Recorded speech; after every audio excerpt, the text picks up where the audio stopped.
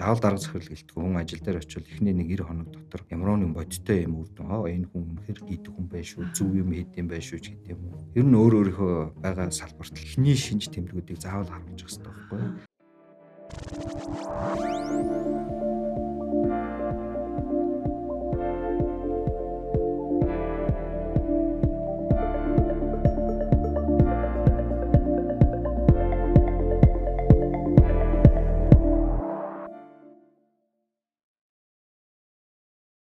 Сягийн өдрийн тэмдэглэл подкастаа үзэж байгаа бүх үзэгчдээ энэ өдрийн мэндийг хүргэе. Яг одоо бид бүхэн студиэсээ дахин нэг шинэ дугаараа эхлэхэд бэлэн болсон байна. За тэгээд бидний өнөөдрийн хүндтэй зочноор Шунхлаа группийн гүйцэтгэх захирлаасан менежментийн зөвлөх Батишиг хүрэлцэн ирсэн байна.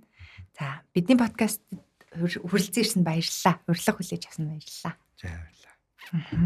За Батишиг захирлын хувьд болохоор бидний подкаста бүтээж байгаа Стивен Бартлеттийн гүйцэтгэх захирлын өдрийн тэмдэглэл бизнес амьдралын 33 хууль гэдэг ийм номын 32 сая орчуулсан гэдээ би дугаарлахын нэр үзэгчдээс тайлбарч байгаа. Энэ номонд оролцсон тий. За Батишиг захирлын хувьд болохоор хууль 8 буюу муу зуршилтайгаа тэмцэх хэрэггүй гэдэг хуулийг орчуулсан. За тэгээд уламжлал ёсоор бол орчуулсан хуулийнхын талаар бид хоёр ярилцсан. За түүнээс өмнө мэдээж үзэж байгаа хүмүүстэй зочныхон талаар ярьж өгнө. За Батишиг захирлын хувьд болохоор миний мэдж байгаагаар та Монголд эхлээд багшилж агаад тэ ажлын карьераа тэгээ Япон явж суралцаад ирсэн. Тэгээ Японд төгсөгчд юм бол бас төлөөлөл тий. Тэгээ тэрнээс эхлэе явлаа. За Монголд та ямар мэрэгчлэр сурч төгсөөд та тэгээд багшлах сонголтыг яагаад хийжсэн ингээд гоё эхнээс нь хөөгөө явуучвал зүгээр санагдаад идэв.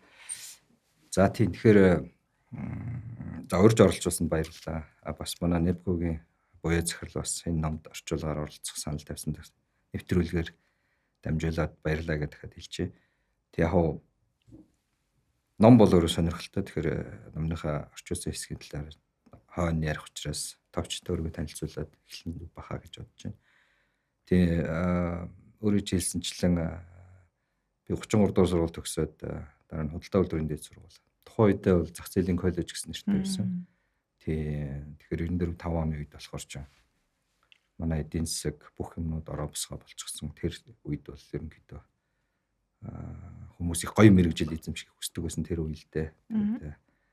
Тэр үед бол юу гэдгийг нэг хуульч эдийн засгчхээсээ илүү аль болох бизнес менежмент, маркетинг гэдэг ийм мэрэгжлүүд их тренд болсон ч гэдэг юм уу те тэр үднээс эхэлжсэн тий зах зээлийн коллеж гэхэр чи мэдээж хэрэг зах зээл гэж үглээ коллеж гэж үглээ тэгээ ингээд бодохоор чи их тийм сонин цаг үед бол мэрэгжил сонгож ирсэн үе тэгээ би үйлдвэрийн менежментийн анги тухайн зах зээлийн коллеж үйлдвэрийн менежментийн ангид орсон яг нэг хайхтар бодож мөрөөдөө сонгосон гэхээсээ илүү ер нь зүгээр хаашаана юунд их дуртай анги гэхээр ерөнхийдөө нөгөө менежмент гэдэг энэ зүйл цоошин ойлгох тухай те. Тэр нь үйлдвэрлэл гэдэг бол улс орны бас зайлшгүй байх хамгийн том салбар гэдэг юм үндслэл. Тэгээд тухайн үед маш сайн багш нар байсан. Үйлдвэрийн менежмент, үйлдвэрийн эдийн засаг, менежмент, стратеги удирдлага гэдэг энэ маш тухайн үед цоошин хичээлүүдийг бол хангалттай сайн аль талаас нь чармааж үзэж төгссөн. Тэгээд тэрний дараа бол мэдээж хэрэг одоо ингээд сургуулаа төгсчихөр ч хүн ажил төрөл яах вэ гэж бодож байгаа. Тэгээд тухайн үед хөрхий бас гайгүй сурсан байлгүй даа бас тухайн үед багш нарын одоо бас хүрэлцээ юу муутай. Гайгуудад төгсөж байгаа нөхдүүдтэй ингээд сургуулийн санал тавьдаг тэр үед таарсан. Тэгээд тухайн үед манай эдийн засгийн онлайн менежментийн техникийн эрхлэгч байсан Жүгдэр Намжил гэдэг доктор одоо талицсан л даа өргөж өгөө багш маань хэлээд манай ангийн багш бас үйлдвэрийн менежментийн багш мөн гэдэг багш хоёр маань за ер нь чи ингээд үлдээд багш болоо. Ер нь бол ингээд тэгэхгүй бол одоо эн чин дараагийн үе яахгүй нэ. Тэгээ хоёрд яг манай аав ээж ч өөрөө худалдааны техникум, худалдааны темсийн багш нар. Тийм тэгэхээр чин бас яага болохгүй гэж бас аав ээжийнхээ ажиллаж байсан, явж байсан мэрэгжлийн дагуу. Гэхдээ насаараа гэсэн тийм зорилго бол байхгүй шүү дээ мэдээж хэрэг. Ямар ч үсэн нэг юу яая. Нэг анги төгсгөж үзье гэдэг чинь бас хүний бас нэг юм зорилго байна шүү дээ. Тэгээ нэг анги төгсгөж үзсэн. 2003 нэг анги үйлдвэрийн менежментийн нэг анги төгсгөөд за тэгээд ерөнхийдөө яг багш болсон тухай янз бүрийн хүмүүс асуудаг л да тухай үед чи хэр сайн яасан хийсэн гэдэг. Тэг яг би юу гэж хэлдэг вөхөр тухайн 4 жилд бол өөрөө ойлгоогүй зүйлээ хүнд ойлгуулцдаг байж гэж. Тийм л болж чадварыг сайн сурсан байдаг. Одоо ингээд өөрөө ойлгоц юм хүнд ойлгуулахад их төвөгтэй болцсон байна гэдэг. Тийм учраас ерөнхийдөө бол багшлах хугацаа бол сонирхолтой оюутан багтаа сураагүй зүйлээ баттгсан мөн баттгаад сураад үзээ тараад ирэхээр чи хүн дараа нь өөртөө дахиад үгүй би ер нь багшлах юм үнэ гэдэг асуулт руу буцаад ирнэ шүү дээ. Тийм тэгэл ерөнхийдөө за ингэж бол амьтны хүүхдийн толгой эргүүлж болохгүй маань яагаад тэгэхээр өөрөө илүү сайн ярьж байгаа зүйлээ ашигладаг, хэрэгэлдэг, туршдаг. Энд тэндээс юмнуудаа ашигладаг, холбоо харилцаатай. Ер нь ингээд ирээдүйн мэрэгчлэнүүдийг бэлтгэхэд чинь багш нь өөрөө их сайн байх хэрэгтэй байна. Тэгээ тухайн үед бол тэр шаардлаганд бол ингээд өөрийгөө голж байгаа байхгүй юу? Та өөрийгөө голно шүү дээ. За ер нь бол ингэж болохгүй юм. Тэр үйлдвэрийн менежмент гэдэг зүйлээ үнэхээр одоо үйлдвэр дээр гарч ажиллаж үзэх хэрэгтэй.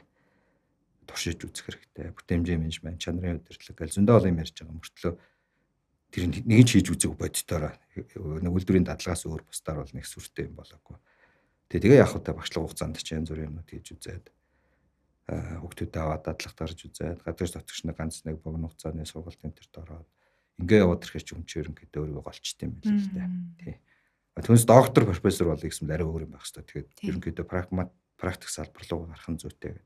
Яг тэр үе дээр бас нэг гадагшаа явахаар өвчлцэн гэдэг шиг хүн болгоно л нэг 2000-ад оны 2002-3 гээл тэгч ерөөсөл бүхэл юм бөглөдөг байсан шүү дээ. Аппликейшнаа бөглөөл зүгээр хилээ үзээд л ингээл зүтгэсээр агаад. Тэгээд тэр үед Японд руу мастерт явах 2003 онд тэтгэлгээ аваад Япон Васадигийн их сургуульд очсон. Тэгээд яагаад Япон байсан юм?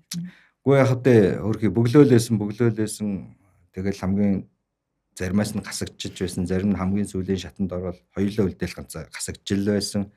Тэр чинь ингээд хүн чи явсаар байгаа сүулдэ одоо ер нь бол энэ чиглэлээр бол ийшээл явсан зүйтэй юм байна. Би нөгөө стратеги удирдлага сонирхчихсан тухайд. Тий, яг тэр чиглэлээр нь болохоор нөгөө өөр тал руу өөр улсууд руу бүгэлж байгаа аппликейшн төдийлөн их байдаггүй. Тэгээд манай сургууль байсан. Тийм тэгэл тийшээ хариун ч бас гайгүй хурд ирч гисэн. Би яг тэрний өмнө нэг олон улсын эдийн сангаар Австри GVI гэдэг тэнд очиод нэг 3-4 сар сурчаад байж атал хариун ирсэн байсан байхгүй. Тэгэл ерөөсөө за ингээд явъя гэдэг. Тий. Тухайн үед одоо Японд та бол 2 жил суралцаад ирсэн тий. Тэгэхээр Японд очиод за ер нь яг бид бүхэн ингэж бодоод идэв яг монголчууд харьцангуй Япон соёлын тухай ч юм уу тий Япон боловсролын тухай нэг юм төсөөлөлтэй болцсон ч юм уу байдаг штэ тий ягаад ч юм дээрэс нь одоо Япон төгсөгчд гээд айгуу ийм хүчтэй community байдаг тий. Тэгээд тэрийг яг би зүгээр гаднаас нараа гайхдаг байхгүй юу. За яг энэ Япон боловсролын онцлог нь юу байгаа юм болоо. Тэгээ яг энэ Япон төгсөгч монголчууд жишээ нь ягаад ийм айгуу холбоо сайтай байгаа юм болоо гэдэг ч юм уу тий. Тэрэн дээр та юу гэж байна? Подкастын ивент итгэгч M Corporate. M Corporate уламжлалт банкны үйлчилгээнээс гадна яг танай байгууллагын санхүүгийн хэрэгцээнд тохирсон технологийн шийдлийг санал болгодог. Танд хэрэгцээ байгаа бол тэдэнд тохирох шийдэл нь байж л байгаа. Хамтдаа холыг төтлөнө. M Corporate. Яг бакалавр сурсан хүүхдүүд арай өөр юм хэлж магадгүй залуучууд энэ төр тий. Би ч мастер сурсан гэдэг чинь тодорхой хэмжээний ажлын туршлагатай юу сурхаа нэг бодчихсон буцаад ирээд ажиллана энэ төр гэсэн ийм нэг ерөнхий төлөвлөгөөтэй очиж байгаа учраас бидний хувьд ч юм бол нэг ийм дотроо бодолтой доороо суурьтай гэдэг шиг ийм нөхдөд очиж байгаа. Тэгэхээр яг би зүгээр мастрын төвшөнд очиж байгаа хүмүүсийн хувьд гол давуу тал нь юу сурхаа сайн мэдсэн байдаг. Тий. Яг яагаад Япон бэ гэхээр олон юм хэлж болдог. Жишээлбэл Япон улс Монголд хамгийн их тусалцаа үзүүлж байсан, зээл өгч байсан, бусдууд тусламж өгч байсан. За өнөөдөр хүртэл одоо ингээл 50 гаруй жилийн хамтын ажиллагааны үр дүнд чинь жил болгон л үгүй найзах нь цэцэрлэг сургууль барихаас ахуулаад ингээ хоёр улсын харилцаа бол яваад байгаа. Тэрийг бол мэдж байгаа боловсролын харилцаа, соёлын харилцаа, энэ харилцаанууд бол харьцангуй сайн явж байдаг. Эдийн засгийн харилцаа ч гэсэн эрчимжиж байгаа. Тэгж харагдаж байгаа. Яг зүгээр мастер сурж байгааг сурсан хүний өнцгөөс харахад бол Төрөний илтгэгчл нь юу сурахаа мэдж байгаа учраас бид нэр нэг талаас дэмий юмд их цаг зүрдэггүй. Тий. Нөгөө талаас яг авах хэрэгтэй юмдаа илүү их цаг хүчин чармайлтаа гаргад юм болов уу гэж харагддаг. Тэг яг Японоос сурах юм бол их байгаа ч гэсэн одоо тэр болгоны ярихаас илүү шил цаг барих гэдэг нэг японочдыг цаг барьдаг гэл ярьдаг. Гэхдээ энэ чи яг цаг барихтай болно биш байгаа байхгүй. За. Цаг барихын цаана юу байна вэ гэдэг нь илүү чухал байна. Тэ? Цаг барихын цаана чинь сайн төлөвлөлт байж байна. Детальчилсан үүрэг хариуцлагууд байж байна. Тэгээд наан хэд дахин давтж байна. Ямар ч зүйлийг хэд дахин давтж байна гэдэг чинь нөгөө алхамар сайжрах гэдэг процессыг өмнө хийгдээд тэрний яг илрэн гарч байгаа хэлбэр нь л цагтаа гэдэг юм зүйлээр ирж байгаа байхгүй. Тэгэхээр бидний хувьд бол юу гэдгийг цаг барих гэдгийг ингээд яг хойш нь үзгээр одоо манай Япон профессор Айбо Кожигийн профессорын шав байсан. Манайр бас бизнесийг удацсан. Тэгээ Японы их сургууль нөгөө профессор болоо бизнес консалтангаас ороод ирсэн учраас харьцангуй прагматик ийм хүний шав болоод 2 жил сурахад бол ойлгож байгаа зүйл тэр байхгүй. Та нар Японы бүх зүйлийг сайн гэж үзэх хэрэггүй. Тий. Япон ингээд амар сайныг хийх гэж хагаад хоцорсон юмнууд бас зөндөө бий. Тэрийг олж хар. Бид нар олж харах гээд бас судалгаа янз бүрийн юмнуудаа хийжсэн. Тэр бас нэг талтай. Тэгээ бид нар бол авах юм авдаг, яадаг. Гэхдээ дэлхийд гарсан тэр сайн чанар хаанаас бий болж гинүү тий. Амлсандаа хүрдэг өндөр ёс зүй гэдэг энэ зүйлүүд одоо яг Монголын бизнесийн ертөнцид л миний харж байгаагаар бол нэг арай нэг одоо би 20 жилийн өмнөхийг ярьж штэ. Тэгэхдээ 20 жилийн дараа манай бизнесийн ертөнцид одоо яг Японы тэр олон 10 жил хөгжөөд яваад ирсэн энэ нийгмийг бүтээсэн тэр нийгмийн болоод бизнесийн бусад шалгуурууд одоо орж ирж байна удаа л гэж харж байгаа. Тийм тэгэхээр мэдээж Японд суралцсан олон залуучууд сайхан чиглэлд ажиллаж байгаа. Мэдээж олонний дунд янз бүрийн усуд бас байж л байгаа. Тийм тэгэхээр энэ нь бол заавал Японд аач биш, заавал Америктай, Англитай аач биш, хүндэл илүү байдаг тэр зүйлүүд. Community-ийн хувьд бол тийм ээ Японд сургууль төгсөгчтэй холбоож Угамо нийгэмлэг гэдэг одоо баг нэлээ олон жил болчлоо доо 20 жил болчиход. Тэгээ яг сүүлийн үед яг цаг зав гайгүй учраас би Угамо нийгэмлэгийн үйл ажиллагаанд бас харьцангуй цаг зарцуулж оролцож байгаа. Тэгээ яг залуучууд өнгөс сурж ирж байгаа, явах гэж байгаа. Тэ бас ингээ ийм Японы боловсрлоос өршимийн хүртээд ирсэн залуучуудтай ингээд харьцах нь бол нэг талаасаа яг тэднэрээсээ бас суралцж байгаа. Нөгөө талаасаа бас Монголын нийгэм, Монголын бизнесийн орчинд, Монголын тодорхой салбарт орж ажиллахад тулгардаг хүндрэл бэрхшээлийн айлуулах өршлөөд хилээд иймэрхүү байвал ингэдэж шүү. Үгүй ядаж наад захна. За ийм одоо салбар руу орвол ийм челленжтэй шүү. Эсвэл энэ компанид орвол бас илүү ийм байдаг шүү ч гэдэг юм уу те. Нөгөө талаас хамтарч бизнес хийдэг залуучууд бас их байдаг. Тийм яг тэдний нэг сул тал нь яг ингээ чимээгүй юмаа л хийдэг болчт юм л байлаа л да уртгаа хийгээл. Тийм тэгэл тэр нэг Японд сурсан юмнууд нь илүү их урт сурах тусмаа илүү их хэвшсэн байж магадгүй гэж харж байгаа. Таны хувьд болохоор Японд руу сурахаар явахдаа угаасаа буцаж ирнэ гэдгээ төлөвлөсөн байсан тийм. Гэхдээ ихэнх тохиолдолд бол тэгэхгүй бас залуучууд явж байгаа. Тэг яг тэндээ ажиллана гэдэг ч юм уу, үлдэнэ гэдэг ч юм уу тийм. Ялангуяа магадгүй одоо Японд бол үлддэг хүмүүсээс их байсан бах. Гэхдээ сүүлийн үед миний харж байгаагаар сүүлийн нэг 10 жил за 10 биш юм байна. 5 жил нэг монголчууд айгүй буцаад нэг Монгол руугаа ирэх давлгаа айгүй нэмэгдсэн юм шиг харагдаад байгаа байхгүй юу? Тэр нь одоо юун дээр үндэслэн байж бол ямар шалтгаантай сүүлийн 5-6 жилээр харин явж байгаа хөө ерөнхийдөө статистик тоогоо харах нь зүйтэй байна. Тэг яг ер нь энэ одоо хүн гэдэг чинь өөрөө хаана хамгийн сайн амьдарч болох уу гэдгээ сонгодог л юм байдаг л байхгүй юу. Тийм. Яг зарим хүмүүсийн хувьд өөр байгаа байх. Жишээлбэл энд ингээд 1-2 сая төгрөний цалин аваад насаараа ингээд нэг байгууллага тийм үү нэг орчинд ингээд амьдрах сонирхолтой хүн байж болно. Маллаа төдөө байж болно, тариад байж болно. Гэтэл ингээд үе залуучууд тусмаа олон юм үзмээр байдаг. Явмаар байдаг. Энэ дэлхий гэдэг чинь ямар том юм бэ? 220 гаруй улс байж идэг. Гэтэл чиний үзэж харсан юм 2 улс байж идэг ч гэдэм үү ингээд. Олон юм өнцгүүд чинь бий болчихсон. Одоо тэр аж үйлдвэрийн үед бол үйлдвэрийн ажилчин болох сайхан л байсан баг. Тийм үү? Дараа нь үйлчилгээнийхэн ороод, дараа нь IT-гийнхэн болоод ирлээ. Тэгээ одоо энэ технологийн хөгжлөд ороод ирэхээс чинь хүн орон зай цаг хугацаанаас үл хамааран ажиллах боломж нь тэр мөнгө төгрөг олох боломж нь гэдэг бизнес хийх боломж нь их өргөн болсон учраас шинэ үеийн улсуудын хувьд бол ягаад өөрийгөө хязгаарлах хэрэгтэй юм бэ те ямар нэгэн хил хязгаараар. Яг нь тэр 10 20 жилийн өмнөхтэй ингээ харьцуулахад бол мэдээж хүмүүс илүү сайн сайхан нийгэмд ажил төрөлд ороод ингээ цаашаа өргөжлүүлэх гэдэг бодолтой их байсан байна. Сүүлийн миний харж байгаагаар бол нийгмийн янз бүрийн статистикуудыг харахад бол залуучууд гадагшаа их явж байна. Ялангуяа бидний хэлдэг бол амьдрах чадвартай, ажиллах чадвартай залуучууд маань илүү их хаана хөдөлмөр нь хүнлэгдэж байна, илүү тийшээ хаана бизнесээ илүү тотон хүн сурталгүй хийж чадчихээн, татврын давамтгүй хийж чадчихээн тэр орчин руу явж байгааг бол би бол дэмждэг. Зөв. Миний өдөр буцаж ирээд энд ажиллахыг ч үүсэхгүй. Гэхдээ энд заавал ажил гэсэн бас тийм хүний нуруунд дээр авчиад ямар нэгэн юм тавьсан бол байхгүй шүү дээ. Тий. Залуу настай хүн бол яаж ч болно. Буцаж ирж байгаа 12-оос 16, 7 оны үед бол ялангуяа оюутлогын гэрээ зурагдаад улуурхаан юм бүүн болж байгаа үед бол олон залуучууд ирсэн. Тэр үед зүгийн үүргээд хөтөлбөр хэрэгжиж байсан.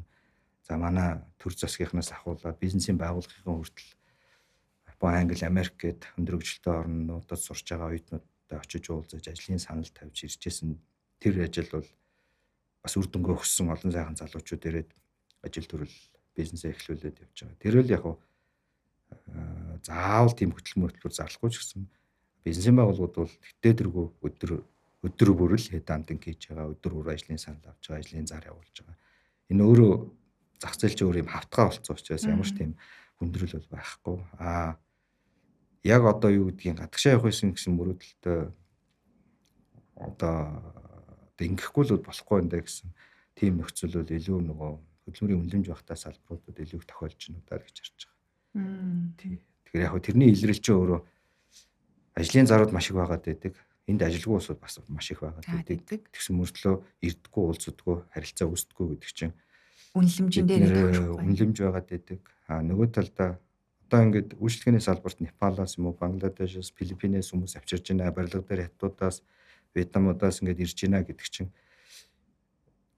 тэнд ийм тохирсон үнэлэмжинд таарах хөдөлмөрийн нийлүүлэлт бол байгаа байхгүй юу? Ханаас ч байж болно гэсэн. Заавал энэ хүнийг ажилуулаа гэсэн юм бол байхгүй. Энэ хүн ч гэсэн заавал энд ажиллах албагүй байхгүй. Энэ хүн бас чөлөөтэй сонголт хийх хэрэгтэй. Тий.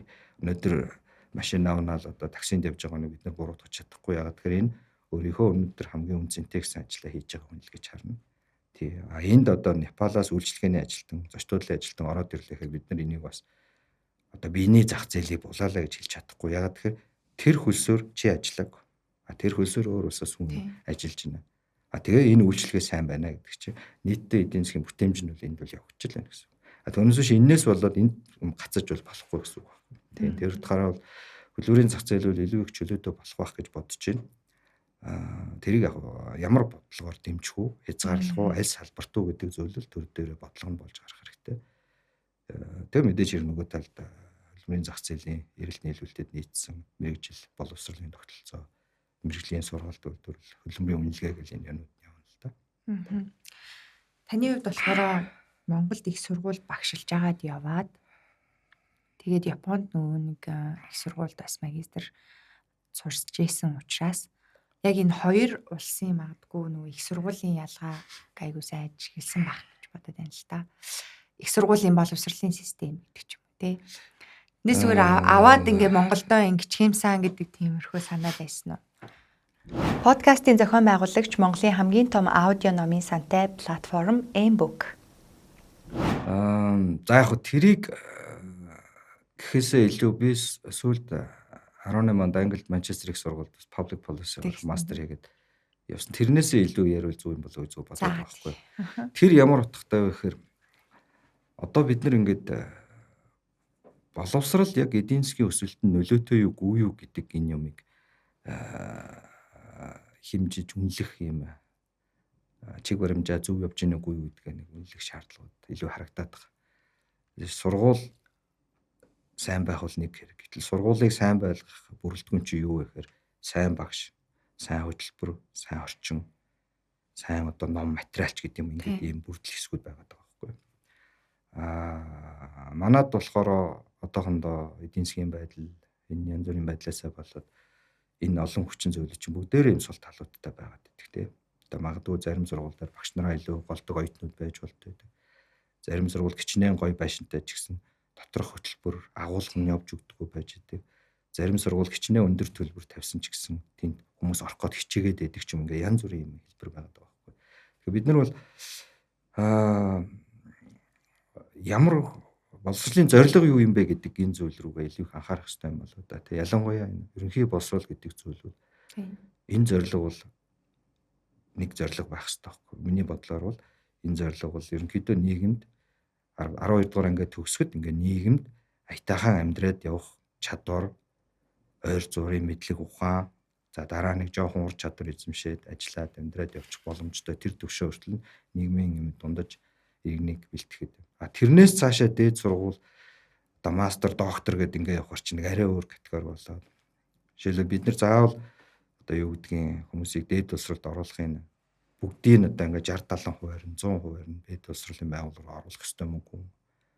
Илүү мэрэгжлийн юмнууд руугаа гагнуурч юм уу, цахилгаанчин байд юм уу, тэдэр нь илүү амьдрах чадвартай, амьдрах баталгаатай мэрэгчлүүд богино хугацаанд эзэмшдэг. Зарим тохиолдолд 4 жил өөрөө яс урт хугацаа юм бэ гэдэг асуудал дахиад үүсэж байгаа. Энэ яг 4 жил чи өөрөө хүнийг хөдөлмөрийн идэвхтэй зах зээлээс гаргачихж байгаа хугацаа юм биш байгаа да. Гараг. Тий. Энд чинь бас нэг өнцөг тий.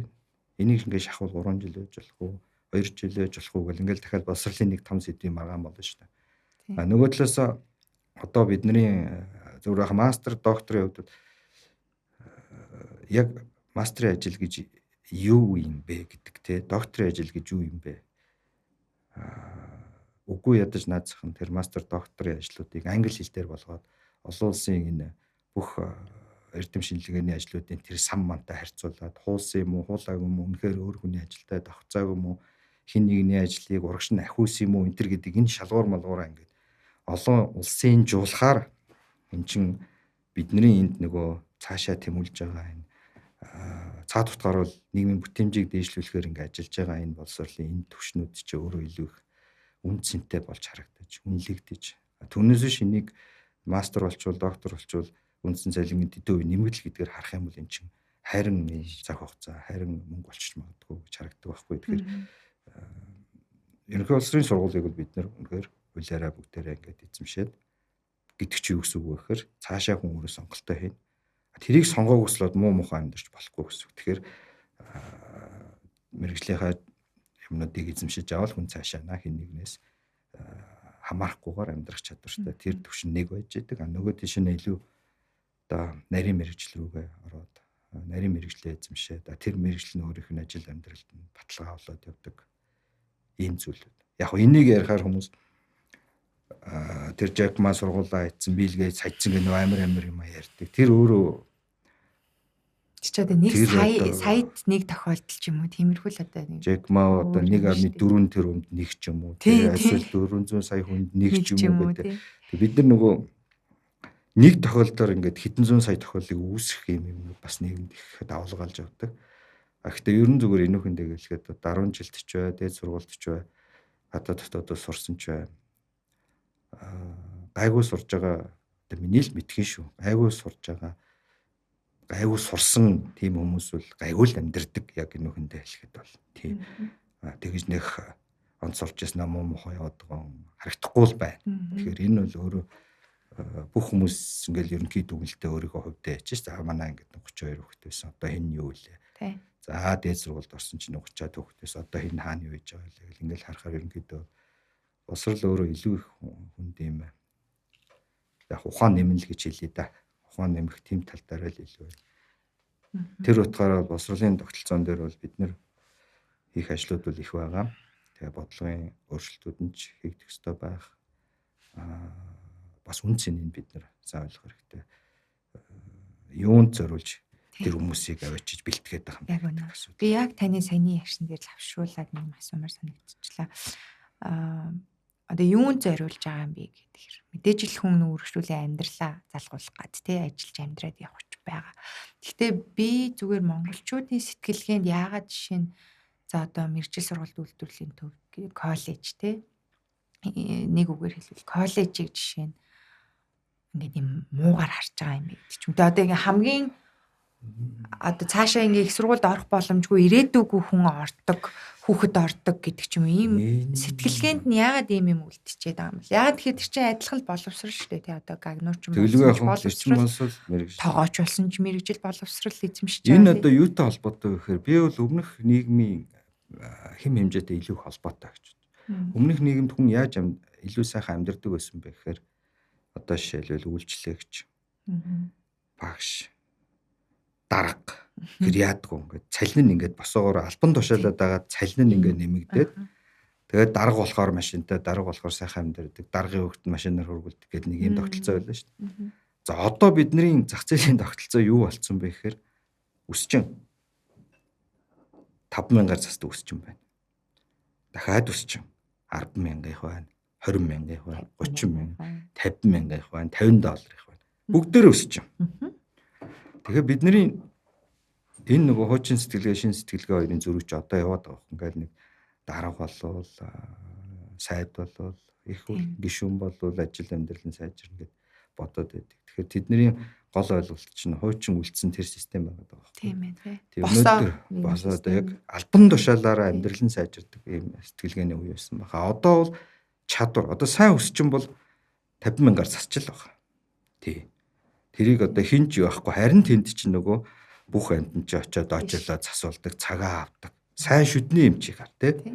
Заавал эмнэлгийн дарга марга сайд дарга болохгүй байгаа юм шүү дээ. Тэр хүн дээр ингээ боо очир үнэхээр тэр хүн дээр очиод шүдний эмчилгээ хамгийн сайн хийгддэг. Тэгэхээр энэ нэг тун удахгүй энэ нөгөө нийгмийнхаа эренбуд рүү орчих бах. Тэгэхээр яг өнөөдөртөө бол яг зарим мэрэгжлийг ялангуяа нөгөө байгууллагуудын нөгөө цалин өсний үнэлгээ тогтолцоон дээр ч гэсэн энэ юмнууд утахгүй ингээд жижиг өөрчлөлтүүд бол очиж байгаа байх. Өнөөдөр сайн цахилгаан чинь заавал тийш сая 500,000 төгрөгийн цахилгаан чинь байх юм уу? Цахилгаанчны сонголт чинь дахиад 4-5 сая авдаг ажлын байран дээр очих боломж нь байгаа бол тэр цахилгаан чинь тийш нь л явж ажиллана шүү дээ, тий. Тэгэхээр чи энд ингээ байгаад байвал бас өөрийнх нь буруу болчихно. Энд ийм боломжууд байгаад байгаа учраас энэ хоёрын хооронд л ингээл хүн өөрийгөө хөгжүүлээл өөрийнхөө чадварыг хаана үнэлэгдэж чадчихин тийш нэ чөлөөтэй шилждэг. Энэ юм руугаа л илүү очих нь зөв. Одоо сайн багшийг хар л да. Бага ангийн сайн багш. Үнэхээр улсын сургуульд өндөр үнэлэгдээ. Сүүлдээ хувийн сургуулиуд булаацалдаад. Дараа нь хувийн сургуульд очиход нь эцэг эхчүүд нь булаацалж байна гэдэг чинь тэр хүний бага ангийн багш гэдэг тэр юг тэр хүн үнэхээр өөрийнхөө чадвар, туршлага одоо юугаараа баталгаажуулчих, брэнд болчихж байгаа байхгүй. Тэгэхээр би тэр утгаараа энэ хуучин босоо тогтолцооны юм бол одоо ингээ айжмааж жоох өөрчлөгдөж байна. Тэгэл ялгаа байхгүй. Тэг яг би тоглоал хэлдэг байсан юм л да. Одоо өсчингийн цалинтай CEO байна. CEO-гийн цалинтай өсчин байна гэлтэй. Тийм. Тийм. Тэгэхээр бидний одоо юу гэдгийг аавал гүйцэтгэх захирал гэхээр нэг айхтар амтан гэж харахаас илүү эцсийн дүнд үнэхээр өсчингийн цалинтай CEO байна уу? Байна. CEO-гийн цалинтай өсчин байна уу? Байна. Тэгэхээр ерөөсөө энэ ингээд өөрчлөлтүүд явагдаж байгаа л гэж харах хэрэгтэй. Тий. Энэний үнц нь бол алхам тутамдаа нэмэгдэж байгаа л гэж харж байна. Бас сүүлийн үед нэрээ за яг одоо яг ингээ хоёулынх нь ярьж байгаа дээр үргэлжлүүлээд ярихад ихэнх хүмүүс нөгөө зөвхөн их сургууль сурахыг боловсрал гэж харснаас үүдээд гэх юм уу та. Одоо бол яг нэг тийм нийгмийн ухааны чиглэлийн боловсролууд л жоох илүүдэлтэй болчоод дэд бүтцийн салбар руу ажиллах хүчгүй болчоод байгаа. Гэтэл одоо нэг Монгол улс чи өөрөө хөгжиж буй буурайд улс учраас нөгөө дэд бүтцийн салбаруудтай ажиллах хүчингүй. Тэгээд нэг хэсэг уг нь инженер гэдэг мэрэгжил айгүй од байсан. Одоо эргээд инженерээр сурах хүүхдүүд айгүй багасаад байгаа гэсэн зүйлийг одоо холбоодууд, яамдуудаас яриад. За яг хуу. Ер нь яг шууд утгаараа ингээд чи инженер болоо гэдэг юм чинь бол хүн хүсэхгүй бол болохгүй байхгүй. Хүслийг бид нар төрүүлж чадхаа болчиход байна уу? Подкаст ивент тэтгэгч Кафе Верняно. Яг бид нэр хувийн нөгөө эрхчлөө сонголт гэдэг талаас нь бид нар зөв мэдээлэлүүд хүргэх ажлууд бол хийгдэх ёстой л доо. Жишээл юу гэдгийг ингээл одоо ингээл AI хөгжөөл, дижиталчлал, мэдээллийн технологи сайжраал, эренгүүд чинь илүү техникч технологич боломжтой ажлын байр өгдөг рүү хүмүүдэл. Одоо юу гэдгийг нэгтлэн бодогч хүний ажил үнэхээр тийм чухал уу гэдэг асуулт ингээд ороод ирнэ. Энийг орлуулах боломжтой ажил уу? За, хуульч гэж байж байна. Бүх хуулийн сан бүрдүүлчихэд энийг одоо хиймэл оюуханаар хэдэн хувь хүртэлийг хийж чадахгүй гэдэг асуулт хуульч нарт хүрээл байна. Тийм. Инженерийн ажил ч гэсэн заавал одоо тийм нарийн төвхтэй байх хэрэгтэй юм уу? Бас тэрний нэлээд сүд нь орлуулах үс хэмжээний энэ хүртэл яваад ирнэ. Тэгэхээр биднэрт илүү цаашдаа зөвхөн яг Монголын нөхцөлийг харахгүй бол та цаашдаа бид нар илүү хүний чадвар, хүний одоо оюун ухаан давмгаалсан тийм чадваруудыг сурлуулах бол илүү чиглэх байх гэж зур харж байгаа. Төөс өнөөдөр юу гэдэг юм? Яг өнөөдрөөр харах юм бол барилгын инженер юм уу, замын инженер Монгол хэрэгтэй л байна. Гүүрний инженер ч юм уу те. Гэхдээ энэ хүн чинь ингээд цаашаа хөрвж ажиллах юмнууд илүү чухал болчихж байгаа байхгүй. Тэгэхээр бид нэр анхнаасаа нарийн мэрэгжил рүү илүү их шахаж өгөх юм уу? Эсвэл ерөнхийдөө аваад нарийсаад явдаг энэ хэлбэрүүд нь илүү их зөв явах юм уу? Тэгээ тэр нөгөө бусад технологийн юмнуудаа хослох тэр асуудлууд одоо мэс заслууд ороод ирэхэд одоо автомат технологичсон томд хөрөмжүүд хүнээс нарийн хагалгаа, хүнээс нарийн юм хардаг, хагалгаагаа хийдэг, бие даадаг, асаас удирдаг гэл ингээд арга ухааныг харахад чинь хасар нарийн л ороод ирж байгаа байхгүй. Нөгөө талаас нь генийх нь юмнууд нь хөгжөөд ирнэ гэдэг чинь өөрөө нэг талаас биднэрт илүү их том боломжууд тэрэн дээр суурилсан юм чадварууд эмнэлэгдэх юм болов гэсэн тийм юмнууд байна. Яг хөө зүгээр улс орон юм чи мэдээж хэрэг улс оронд хэрэгцээтэй мэрэгжлийн тэрийг боловсролын яамнаас зарладаг л да. Одоо энэ хүнээр эдийг ийм юм ID гэдэг. Үнэхээр тэнд нь хүн орохгүй байгаа бол тэгэл бид нар тэрийг нөхөөсөөр арга байхгүй. Тийм. Одоо бид нар анх оюутлогоо энэ төр том уурхаанууд нэгж яхад хичнээн 100 гадны ажилчид орж ирж ирсэн. За одоо хараад үзэхээр бараг 198-9 Монгол ажилтнууд болсон байгаа. Тэгэхээр бид нар 2007-8 оноос ингээ 2025 он гэдэг ингээд нэг бараг 20 жил бидний энэ юу чи ингээд өөрчлөгдөв. Ингээд за тэр итгэвэл тэр олон улсын уурхад ажиллаж байгаа улсууд маань Австрали руу, Канада руу, Африк руу, Өмнөд Америк руу бас мэрэгжлэрээ ажилладаг болж байгаа байхгүй. Тийм. Тэгэхээр эн чинь юм өөрчлөлт бид нэр томоор харагдахгүй байгаа ч гэсэн нөгөө мөс хаглаад, манлайлаад тэр челленжийг аваад байгаа бас юм юмнууд нь яваад байгаа. Одоо эрүүл мэндийн салбарыг бид нар аваад үзэх юм бол хувийн эмнэлгүүд ингээд гараад ирлээ. Тэр юу хөнгөлж байна? Хувийн боловсролын салбарын хор хувийн сургуулиуд гараад ирлээ. Тэр сургуульд ямар улсууд сураад цаашдаа юу болоод хөрж ийнө гэдэг ингээд бид нэр дата анализүүдний хийгээд ирэхээр юмнууд хэлнэ л дээ. Нэг талаасаа нөгөө улсын хийж чадахгүй байгаа дутуу зүйлүүдийг хөрөнгө оруулж чадахгүй байгаа, бизнес болгож чадахгүй байгаа тэр салбарууд руу ингээд орчихсон. Нөгөө талаасаа харахаар яг нөгөө төгсөж байгаа оюутан сурагчид чинь цаашдаа би яах вэ гэдэг юмд нь таарсан юм хөтөлбөрүүд рүү илүү оруулж өгöd тэр чинь шинжилээд байгаа гэсэн үг шүү дээ. Тийм өөрчлөлтүүд бол яваад л байгаа. Зүгээр бид нэг дарга сайд гарч ирэл ингэж өөрчлөлөө гэдгийг хүлээх шаардлагагүй. Энэ бол өөрөө өсвөөсөө хүн хийгдэж байгаа. Мэдээж бодлогын нэг чиглэл бол байж л байгаа л да. Одоо юу гэдгийг ийм чиглэлээр эдийг, тийм чиглэлээр тэдийг. Тэгтэл бид нар жишээл бизнесийн удирдлагаар бол олон мянган хүүхдүүд сурч идэг. Тийм олон мянган бизнесмен болоод байгаа юм уу? Тийм. Тэгэхээр олон мянган бас бизнест ажилтдаг хүмүүс бий болоод байгаа байхгүй юу? Тийм бизнесийг ойлгодог. Өөрөө бизнесмен болохгүй ч гэсэн бизнест ажилтдаг, сурдаг. Хожим маань өөрөө бизнесээ эрхлүүлчих боломжтой юм юмуд яаж байгаа учраас би тэрийг бол хүн босролчин өөрөө бол хүн өөрөөсөө хөрөнгө оруулалт гэж харах хэрэгтэй л дээ. Тийм. Тэгээ юуч сураагүй нөхөр бас ажил байдаг л дээ. Тэрийг бол үүсэхгүй. Тэрийг харангуйтаа босрол дэмий юм байна гэдэг төгнөлт бол өөрөө хөнгөн болчихж байгаа. Тэгэхээр үгүй ядчил бизнесээр сурцсан чинь бизнесийг дор хаяж ойлгох тэ яаж хийх ёстой юм бэ? Яаж санхүүгээ уншдаг, яаж менежментэд, яаж маркетинг гэдэг наацхын мэдлэгтэй болсон учраас дараа нь юм ихт чинь л 1-2 алхам хөнгөвчилж өгч байгаа ийм хөрөнгө оруулалт гэж харах хэрэгтэй. За би таныг нөгөө сая яг боловсрал хоёлаа ярьж явж байгаа дотор нь гоё өнцгүүд гарсан учраас лавшруулад айгүй их ярилцчихлаа. Гэхдээ саяны яг таны ярьсан зүйлсүүдээр би бол одоо эцэг эхчүүд сонсож байгаа бол яг нөгөө өсвөр насны хүүхдүүдтэй эцэг эхчүүд яг одоо нөгөө мэрэгжил сонголтын дээр нь зөвлөлдөх гээд бас жоохон учруулахгүй байгаа зүйлсүүд байгаа юм шиг байлээ. Тэгэхээр саяны ярьсан зүйлсээс бас айгүй ашигтай зүйлсүүдийг авах байхаа гэж бодчихлоо. Таны ярьсан зүйлсүүдээс. Тэгэхээр цаашид яах вэ гэдэг те яг юуны төлөө сурч байгаа вэ гэх мэт айгүй олон зүйл дээр мэрэгжил сонголтоо хийх хэрэгтэй юм байна шүү. Тэгэхээр 9-р ангийн, 8-р ангийн хүүхдүүдтэй эцэгчүүд айгүй тус олох байхаа гэж бодож байна. За таны хувьд болохоор үргэлжлүүлээд Апо хувьцаат компанид стратеги төлөвлөлтийн захирал тэгээ шунхлаа группийн компани гүйцэтгэх захирлаар ажиллаж байсан. Тэгээ энэ карьерийнхэн тайлаар хоёлаа одоо ярилцъя тий. За апуутай, шунхлаатай ямар хувь заяагаар холбогдсон юм бэ? Тэгээ 10 хэдэн жилийн тань карьер холбоотой асуудал явж байгаа. Гэхдээ яг нөгөө Японд сураад яжсэн манай сургууль Монголоос 5 оюутан байсан тухай үед тийм. Тэгээд нэг маань бас харьцангуй энд нөгөө компанид ажилладаг. Тийм. Тэгээд ер нь сургууль төгсөө яах гэж байна дээр би чинь дэвнэлх юм ярьд юм байгаа шүү дээ. Одоо ер нь үдсэн харснаа практик дээр хэрэгжүүлнэ. Болвол одоо үлдүрт очиж яг яриад байгаа сураад байгаа юм. Тийм нөгөө явсан зорилго маань л байгаад байгаа шүү дээ. Нөгөө яриад байгаа юм яг жинхэнэ үлдүр дээр л үзий харъя барья гэсэн сууж байсан. Тэгээд яг төгсгийн алдад нэг 3 компани санал ирсэн. Тэгэл яг хамгийн түрүүнд уулзсан Апу байсан. Тэгэл Апу руугаа орцсон. Нөгөө хоёртай нь уулзаж амжаагүй. Тэгээч нэг үйлдвэр биш нөгөө хоёр. Нэг гар утасны нөгөөх нь нэг арай өөр юм байсан. Тэгээд Апутаа уулзаад би чи ирээд 3 хоноод бараг ажилд орсон шүү дээ.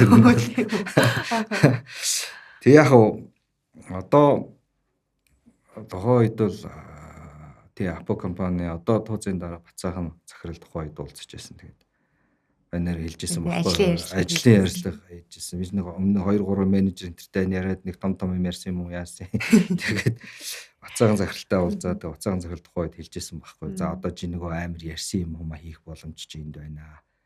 Тий. Би бол одоо чам шиг ийм их ном уншаагүй. Чи гэхдээ одоо яг энэ ингээ компаниг өөрчлөх энэ багийн гишүүн болоод явж болохоор байна гэдэг. Тэгэл 2006 онд орцсон. 9 сарын 9 сарын дундуур л орцсон. Тий нэг амар бодоол ингээл яах уу маах уу гэж зөвлөдөд байгаа юм байхгүй. Ирээл 3-4 хоног ороод тэгэл 4-5 дахь хоногоос нь явж эхэлсэн. Тэгээ яхав анхандаа дэр чин захирал мөрөлгээгүй. Ганцаараа менежер гिचгсэн нэг өрөөнд суудаг. Тэгээ нөгөө өмнөхөр одоо 4 жил их сургуульд заамар болцсон. Тэгээ 2 жил бас ингээд Японд очиод бас нэг бизнесийн багшийнхаа юм уу янз бүрийн юм дээр ингээд ажилласан учраас надад бол их гоё ер нь тийм за одоо энэ дээр л хийхгүй ямар хэрэг байх вэ гэдэг бас тийм сайхан боломж олгосон л доо компани дээр. Тэг яг зүгээр хөгжилтэй олон юмнууд болсон тэр үед бол Апомоноос шинэ менежментийн баг бүрдээд одоо өстө энэ тэндээс цугласан юу хийчихээр юм 10 залуучууд өсгөчөд цуглараад одоо Апогийн гүйцэтгэх захирал бэлгээ захирал бид хоёр нэг өдөр бараг ажилд орж ирсэн. Тий. Бэлгээ захирал чинь үйлдвэр хариуцсан дэд захирал гэдэг. Би чинь нэг стратеги менежер гэдэг. Тэг яг зүгээр ер нь үйлдвэр дээр нэг 3 жил шахуу ингээд нөгөө яриад хэлээд байгаа онлайн юмнуудаа ингээд туршаад үзэхэр хүн чинь өөрөө ярих хэлэх хоёрын хооронд ямар их зай байна уу? Дээр нь одоо шилбэл юу гэдгийг алдаан дээрээс суралцах боломжууд ялангуяа одоо ингээд хүмүүстэй бас ажиллах, үйлдвэрийн бүтээмжээ дэвшүүлэх, голог таягдлыг бууруулах, чанарын удирдлагын тогтолцоог хэвшүүлэх, тий? Улсын стандартын тогтолцоог хэвшүүлэх. За тэгнгээ гүйцэтгэлийн үнэлгээний систем, ур чадрын үнэлгээний систем гэдэг ингээ яг нэг үйлдвэрийн юм руу ингээ буцлаад орчхоор ч өөрөө маш олон зүйлүүд дээр ингээ өдөр шөнө гүйцэтгээд тэгээ маш их зүйл сурсан. Тэгээ ер нь яг Апу компани ч өөрөө орчин үеийн техник технологитой бас техник технологи таарав юм уу өөр хоорондоо нийцтэй ажилддаг, програмчлагдаагүй тийм тохиолдолд бид нараас үйлдвэрийн янз бүрийн ахиж твшлийн юмнуудыг хийхэд хүндрэлтэй очирно л да. Тэн дээр бол бас тийм боломжтой бас хөрөнгө оруулалтууд том хэмжээгээр хийцэн байсан. Амбиц өндөртэй. Хэдийгээр зах зээл дээр бас тухайн үедээ сайнгүй байсан ч гэсэн бас сайн баг, сайн зорилго, сайн төлөвлөгөө гаргаад бас зоригтой ажилласан учраас бид нар бас тодорхой үр дүнийг богино хугацаанд гаргаж чадсан юм уу гэж хардаг. Тий. Зүгээр яг одоо ганц нэг жишээ үйлдвэрийн одоо ашиглалтын зарлыг бууруулах юм хөдөлгөөн өрнүүлээд тэрнээс урамшуул олгоно 30% урамшуул олгоно гэл тэгэхэд жишээл манай пивний үйлдвэр тухайн нэг улиралт чинь 54 сая төгрөг хэмжиж байгаа. Зүгээр л тэрний 30% гэл тэгэхэд 18 сая төгрөгийг ингээд каснасаа бэлэнгээр нь аваад үйлдвэрийн ажилтныг зогсооод үйлдвэрийн дарагт нь өгөхөрч хүмүүс за энэ нөхөр яриад байгаа юм а яг хийх юм байна гэдэг итгэл үншил төрдөг ч юм уу те. За эсвэл одоо үйлдвэрийн ажилтнуудын ур чадварыг яаж үнэлэх вэ гэж энэ шин систем оруулж ирэхэд ихэндээ асар эсэргүүцэлтэй шүү дээ. Тийм шүү дээ. Яагаад гэвэл чинь бүтээмжтэй цаг бүтээмжгүй. За тэгээ үйлдвэрийн гологдол, үйлдвэрийн хаягдлыг бууруулах, тий технологи тохируулгын хугацааг бууруулах гэл энэ ажлууд чинь өөрөө яг л практик дээр цагаа барайл хэмжээл ажлын зураг авалтаа хийгээл хүмүүсийнхээ судалгаа хийгээл ингээл жишээлбэл яг тэгээд ирэх чинь юу гэдэг 0.5-ын PV-наас ингээ 0.33 руу ч юм уу 0 хэдээс ингээд үйлдвэрийн бүх тоног төхөөрөмжөд чинь тохируулдаг хугацаанууд. Энэ хугацаануудыг ч хүртэл 2-3 дахин бууруулж байгаа байхгүй бодтой. Тий. Тэгээд ирэхээр чинь хүн өөрөө хийж байгаа ажлаасаа ч их кайф авд юм байна. Нөгөө хамтарч яаж байгаа ажилтнууд маань ч гэсэн нэг баг болоод энийг ингэж болохоор ингээд биднээс илүү их санаачлаг гарч ирдэг. Тэ. Тэгэл ингээл дараагийн юмнууд чинь бид нар ингээд тэгээ менежер юм уу захирлын түвшинд хийж байгаа ч гэсэн хамгийн гол санаачлагууд чинь илүү доороосоо гарч ирдэг. Тэрийг харин бид нар зөв чиглүүлээ зөв хөрөнгө оруулалтыг хийгээ явахаар асар том үр дүнгууд гардаг ч юм уу те. Жишээ нэг төгрөгийн хөрөнгө оруулалт хийх гэхээр үйлдвэрлэлийн гарцыг нэг 10-15% нэмэгдүүлнэ гэхэд бол хүн бол хэрийн хүн үнэшгүй. Гэхдээ тэр боломжтой гэдгийг бид нар яг үйлдвэр дээр туршаал хийгээл үр дүнгээ гаргаад үр дүнгээ бас хуваалцаал тий. Үр дүнгийн нэг нөхөр аваад кармалчдаг гэж болохгүй шүү дээ. Тэр чинь цалин дээр, нур чадвар дээр, бонусын дээр нь очдог байх хэрэгтэй ч гэдэг юм уу. Тийм. Тэгэхээр эн чинь өөрөө богино юм шиг мөртлөө маш их юм суралцсан. Үнэхээр одоо яг менежмент, ялангуяа үйлдвэрийн менежментийг бас ойлгож цаашаа хөгжүүлэх. Нөгөө заавал өндөр хөгжилтэй оронд энэ менежментийн практик чинь ажилтдаг юм биш ээ. Бид хөгжиж орон бизнес нь ер нь ингээ явж байгаа улс орны бас бизнесмэнүүд ч гэсэн яг энэ чиглэл рүү явах хэрэгтэй байна гэдэг.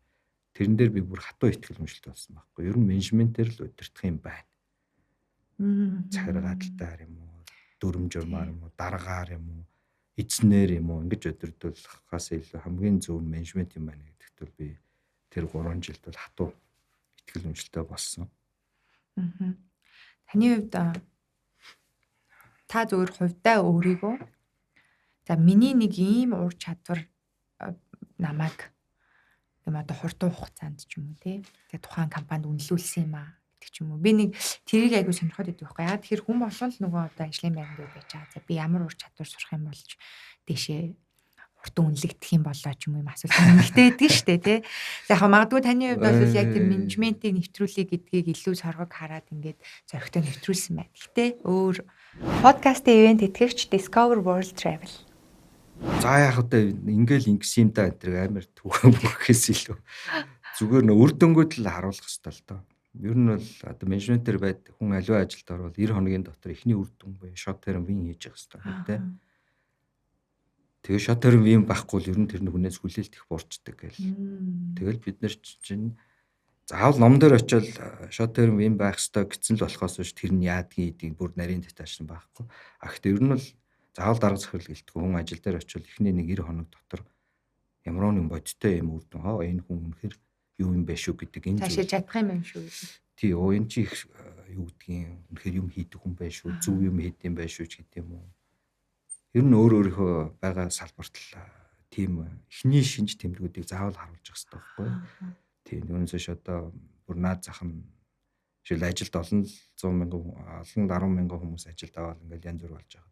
Ялчгүй бас тэр дүрм яг л үнэн байдаг л та. Яг ингээл хүний байгаа байдлаас авахулаад ажилдаа цагтаа ярьд юм уу, ажлын юм аяг хийд юм уу, хурал уулзалтанд яг санаа оноо хэлдэг юм уу, янз бүрийн юмыг санаачлагаараа гаргаж ирд юм уу, заавал дарга зэрэг нь хүү хааж яаж ирд юм уу, эсвэл өөрөө ингээд гаргах юм уу гэд маш олон шинж тэмдгүүд ба зүгээр яг тавчгандаа бол нэг эхний 90 хоногт ямар нэгэн бодиттой үр дүнгуудыг гаргад юм уу гэдэг л илүү чухал байна. Тэгэхээр яг 90 хоногч гэл ид шидтэй хоног моног биш л дээ. Ер нь зүгээр л юм 3 сар гэдэг чинь харьцангуй юмд суралцаад баруун зүүнээ ойлгоод дараагийнхаа алхмыг хийх боломжтой болчдөг л хугацаа л гэж харж байгаа юм. Тий. Түүнээс одоо хизээ хитэн гарах юм болоо гэл 1 жил 2 жил үлээ гарахгүй тохиолдож бас бий л дээ. Яг зөвөр ингээд. Тэгэхээр тэр чинь бол яг сайн муугийн тухай юу биш шүү. Зарим хүн бол илүү түргэн ойлгоод түргэн яагаад явдаг. Зарим хүн яг тухайн ажлын байран дээр л яг таарсан хүмүүс байдаг байхгүй. Тийм тэгээ яг юм тогтвортой ингээд. Тий, яг тэн дээр нэх амар ингээл юу гэдгийг гинт санаачлал амар юм гарахааргүй ажлын байр зөндөө байгаа шүү дээ. Тийм. Тэгэхээр тэр юунаас илүү хамаарах байна. А миний хувьд бол харьцангуй чөлөөтэй гэдэг юм уу? Бас санаачлал янз бүрийн юмнуудыг гол нь нөгөө үр дүнгээ харуулж чадахгүй гэдэг. Тийм. Тэгэхээр ер нь аль ч салбар бол тийм байгаа байх. Тийм. Гэтэ яг ихний тэр 90 хоногт харуулчихвал их цаашид өсөж дэвжихтэн чухал шүү л гэж айл талаасаа тэгж байгаа. Ер нь бол тийм. Та Шунхлаа компани гүйцэтгэх захирлаар нэлээд удаа ажилласан. Тэгээ яг би таны нэг хэдийн ярилцлагыг сонсч байсан чинь одоо яг юм компанитай илүү нэг юм тийм менежмент талтай гэл яг та юм менежментэл яг ярьдаг л да барайл явдаг юм шинжилтүүд хийж байгаа гэл тэ юм одоо шалгууруудтай тулгарч байна гэл тухайд ярьжсэн биз. Тэгээд миний бодлоор болохоор гүйцэтгэх захирал гэдэг хүнтэй одоо тухайн компани соёл айгүй уялдаа холбоотой явцдаг. Тухайн компани тухайн захирлын арга барил өөрөө ингээд соёлыг бүрдүүлэх элемент болоод явчихдаг зүйл айгүй олон байдаг тий. Тэр захирлыг дагаад гэдэг ч юм уу тий. Тэгээд таны хувьд яг гүйцэтгэх захирал болоод яг магадгүй одоо юу гэдэг компанитай хийсэн хамгийн ихний өөрчлөлт ч юм уу юу байсан? Яг жоохон алсын хараа. За саяны чиний хэлдэгч маш зөв. Гүйцэтгэх захирал компани соёлын одоо дийлэн хэсгийг бүрдүүлдэг гол элемент юм аа. Зөв л дөө. Яг хөө зүгээр энийг нэг юу талаас нөгөө талаас нь хайдуулаа ингээд харъя л да. За. Заримдаа ингээд залуучууд энэ дорох уу, тэрэнд дорох уу, та нэг зөвлөөч энэ төргээд 81 тэгдэг байхгүй. Тэгээд би хэлдэг байхгүй. За чи ерөөсөө наад компанид ажилд орох уугүй юу мэдхийн тулд чамд ийм 3 4 судалгааны их сурвалж байна. За нэгдүгээр чи наад компани чинь эзэдүүд нь гэж ямар юм байдгийг. Улгаа идэх юм уу? Орон шоронд ордог юм уу? Янз бүрийн ёс зүйн зөрчил гаргадаг юм уу? Чи ингээ паблик мэдээлэл зөндөө байгаа шүү дээ. За тэрийг эхлээд уншиж. Хоёрд нь гүйцэтгэх захирал гэж ямар нөхөр байдаг юм бэ? Матан садн байт юм уу? Авгаа хөхт нь байдаг юм уу? Нутгийнх нь нөхөр байдаг юм уу? Намынх нь хүн байдаг юм уу те? Тэгээд тэрэн дээрээ яг саяныхаа шалгуурыг бас тавиад үзээ. Төлбөр мөнгөний хугацаандаа өгд юм уу? Харилцагчийнхаа те? За гурав дахь нь ямар юм байх вэ гэхээр тэнд ажиллаж байгаа найз нөхөд байд юм уу? Таньдаг мэддэг хүнээс асуу, яг ажиллаж байгаа хүнээс. Танай компани яг яа гэм үү? Ингээд амлснаа өгд юм уу? Өгдөг юм уу? Орхоор нь ингээд юм уу? Тэгдэг юм уу байлаа. Өчнөө олон асуулт байдаг. Тэрийг асуу гэж. За ингээ энэ гурвыгаа ячээ дөрөвт нь бол тэр компаниас гарцсан хүн байж болно. Тэрнээс бас асуу гэж. Тий. Тэгээ энийг ингээд ерөнхийд нь ингэхээр нөгөө компани соёл гэдэг зүйл чинь зөвхөн дотооддоо зориулагддаг гэдгийг бид нэр ойлгож байна. Компани соёл бол бас гадаад орчиндөө зориулагддаг гэдгийг ойлгож байна. Өнөөдөр танай компани хоёр ажилтан автобусын дотор ярьж байгаа тэр компанийг л илэрхийлж байгаа. Тэр бас соёл яригдчих. Манайх хэвээр цалингаа цагтаа өгөхгүй маа гэл ингээл ярихад тэр автобусанд сууж байгаа 30 40 хүн бол энэ компани бас бодлуулдаг юм байна гэл тэгдэг. Гэхэд одоо миний удирчсан компани дээр бол хэрвээ цалин өгөх өдөр амралтын өдөр таарвал бид нэр өмнөх ажлын өдөр нөгдөг. Тий. Зарим компаниуд сарын 30 31-нд цалингаа өгдөг бол бид нэр 25-нд өгдөг ч юм 20-нд ч өгдөг ч юм уу тий. Жишээлбэл цалин өгж байгаа энэ хоног хүртэл өөрөө юу юм итгэдэг юм уу итгэдэг юм уу гэдэг наад захын юм байхгүй. Яагаад тэгэхээр чи амралтын өдөр байсан ингээ 1-р 2-р руу очиж байгаа чи ажилтнуудын чинь зээл төлөх хугацаанд чинь тэгж хойшилдог. Зээл нь яг л хоног өдөртэй байдаг. Тэрний чинь дагуу хөрх юм ажилтнууд чинь зээл хаш янз бүрийн юм төлөвлөсөн байгаа шүү дээ. Тэгэхээр наад зах нь эн чинь ингээд компани соёлын нэг бүрдэл хэсэг болоод явдаг ч юм уу те. Тэгэхээр буцаад өөрөө чинь асуулт руу буцаад ирэхэд яг компани соёл өөрөө зөвхөн дотоод биш гадаад гэж би хэлж байгаа. Хоёрд гүйцэтгэх захирлын хувьд бол үнэхээр компани юу юм уу? Соёлын дийлэн хэсгийг бий болгодог, даган дүүрдэг модель яг нөгөө талаас бол нэг аквариумд байгаа загас шиг харагддаг байж болно гүйцэтгэх захирал тийм. Гүйцэтгэх захирал одоо юу гэдэг нэг ижил асуудлыг хоёр өөрөөр шийдэхэд энэ ингээд компани дотор асар хурдан тардаг. Тэрийг тэгжсэн чинь энийг бол ингэчихлээ. Тэгэхээр тэр чинь ямар эргэлзээ үүсдэг вэ гэхээр энэ гүйцэтгэх захирал CEO шудрах юм уу биш үү гэдэг эргэлзээ компанид шууд үүсчихэж байгаа. Тийм шууд үүсчих.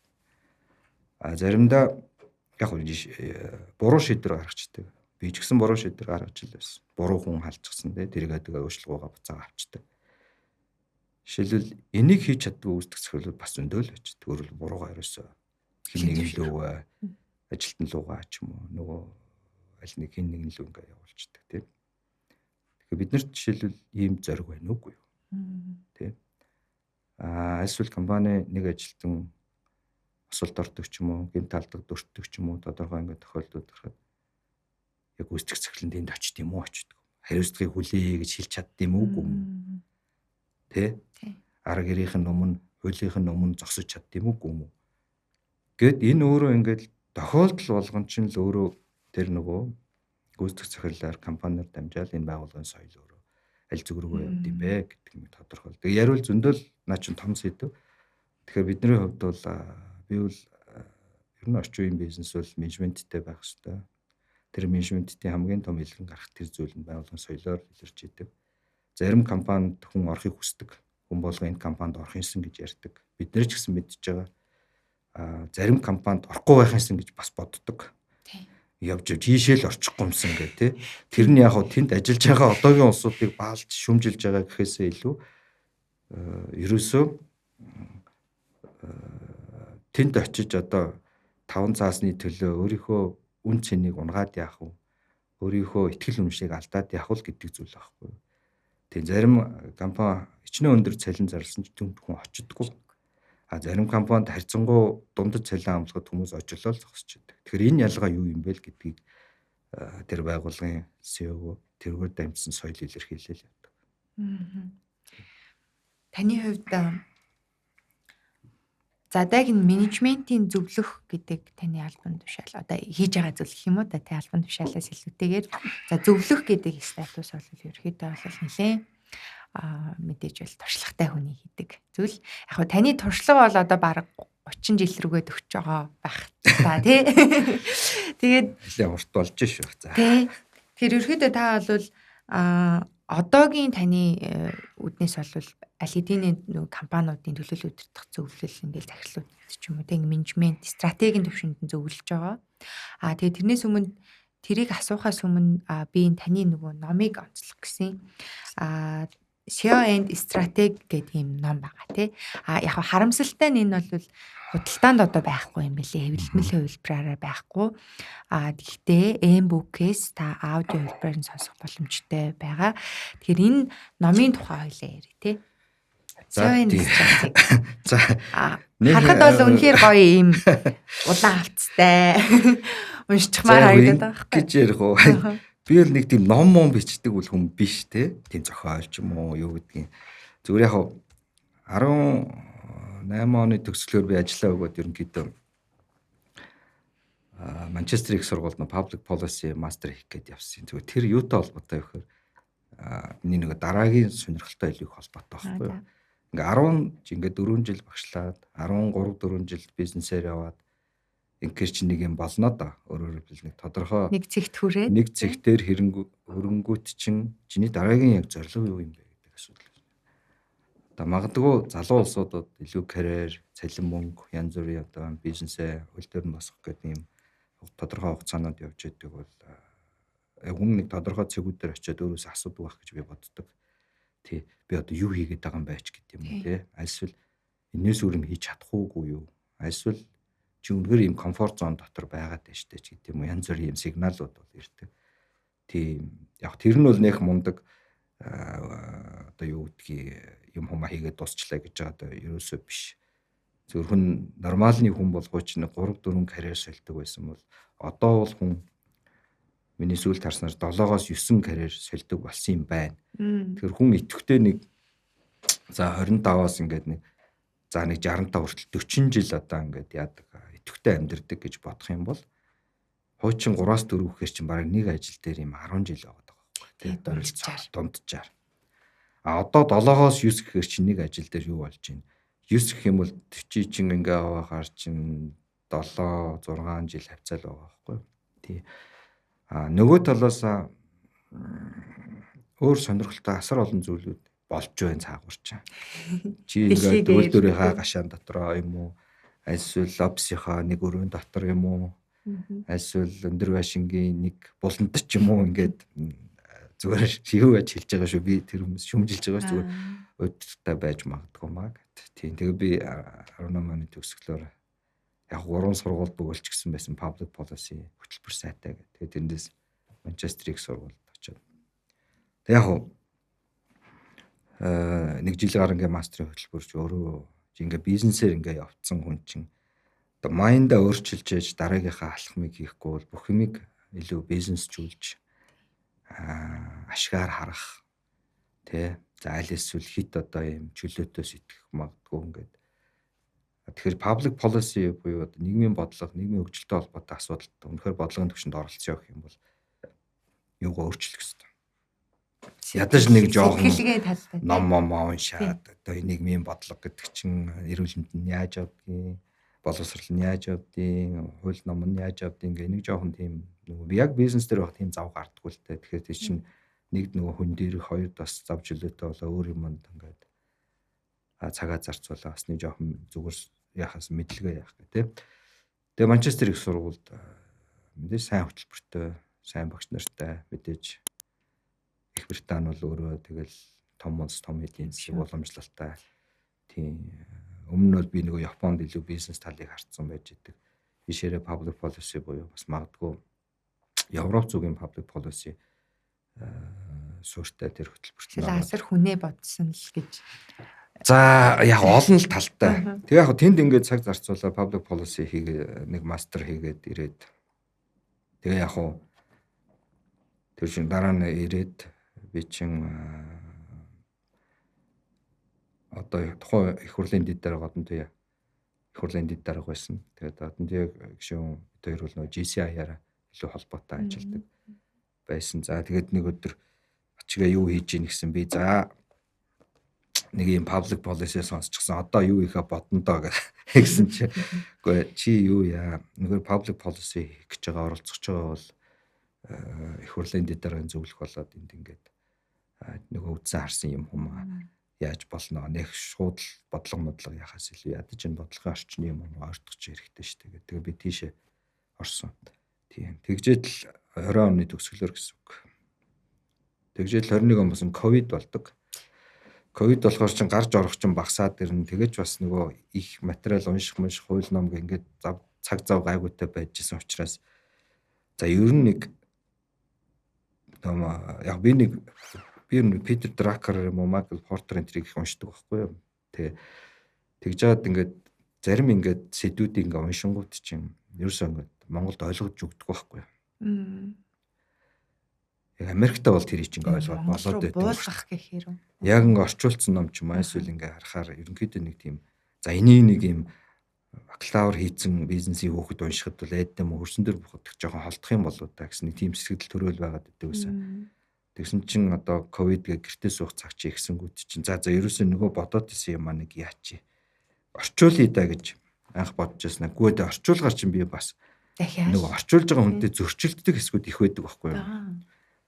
Тэс ном орчуулах гоё л та одоо. Одоо энд нэг энэ жижиг хэсэг орчуулдаг шиг. Энд чинь ямар ч юм бодох юм баг байдаг байхгүй юу. Зөвхөн үг зүй боддог, өгүүлбэр зүй боддог. Сонгох үгний тухай агуулга юм боддог. Бичих гэхэр чинь жинхэнэ нэг юм нэг талаас юм илүү эрхчлөөтэй юм шиг мөртлөө нөгөө талаас ингээ амар их юу эмээлт их байдаг юм байна л да. Жишээлбэл би ингээ хэлждэг энэ жишээлбэл одоо тэр менежментийн онлын юмнуудад зөрчилдсөн санаа муу юм уу биш юм уу? Би жишээлбэл энэ судал өөрийнхөө үзэж байгаа ингээ хэлдэг. Тэгтэл энэ нь одоо шал өөр ах үед бүр илүү их ажил болт юм байна. Тэгээд цаг гайгүй байсан учраас энийг чи ингээ ажил болгоо. Тэгээ яг үдэ бизнест бас олон жил болцсон учраас бас нэг ийм нэг ямар нэгэн юмар энэ нэг бизнесийнхаа ямиг дүгнээд үлдээчүүл зүг юм болов гэдэг үднээс ингээд нэг жилээр хугацаа зарцуулж байгаад нэг ийм юм яасан юм аа эмгэлэгч байх одоо бичмэр болоод гаргасан.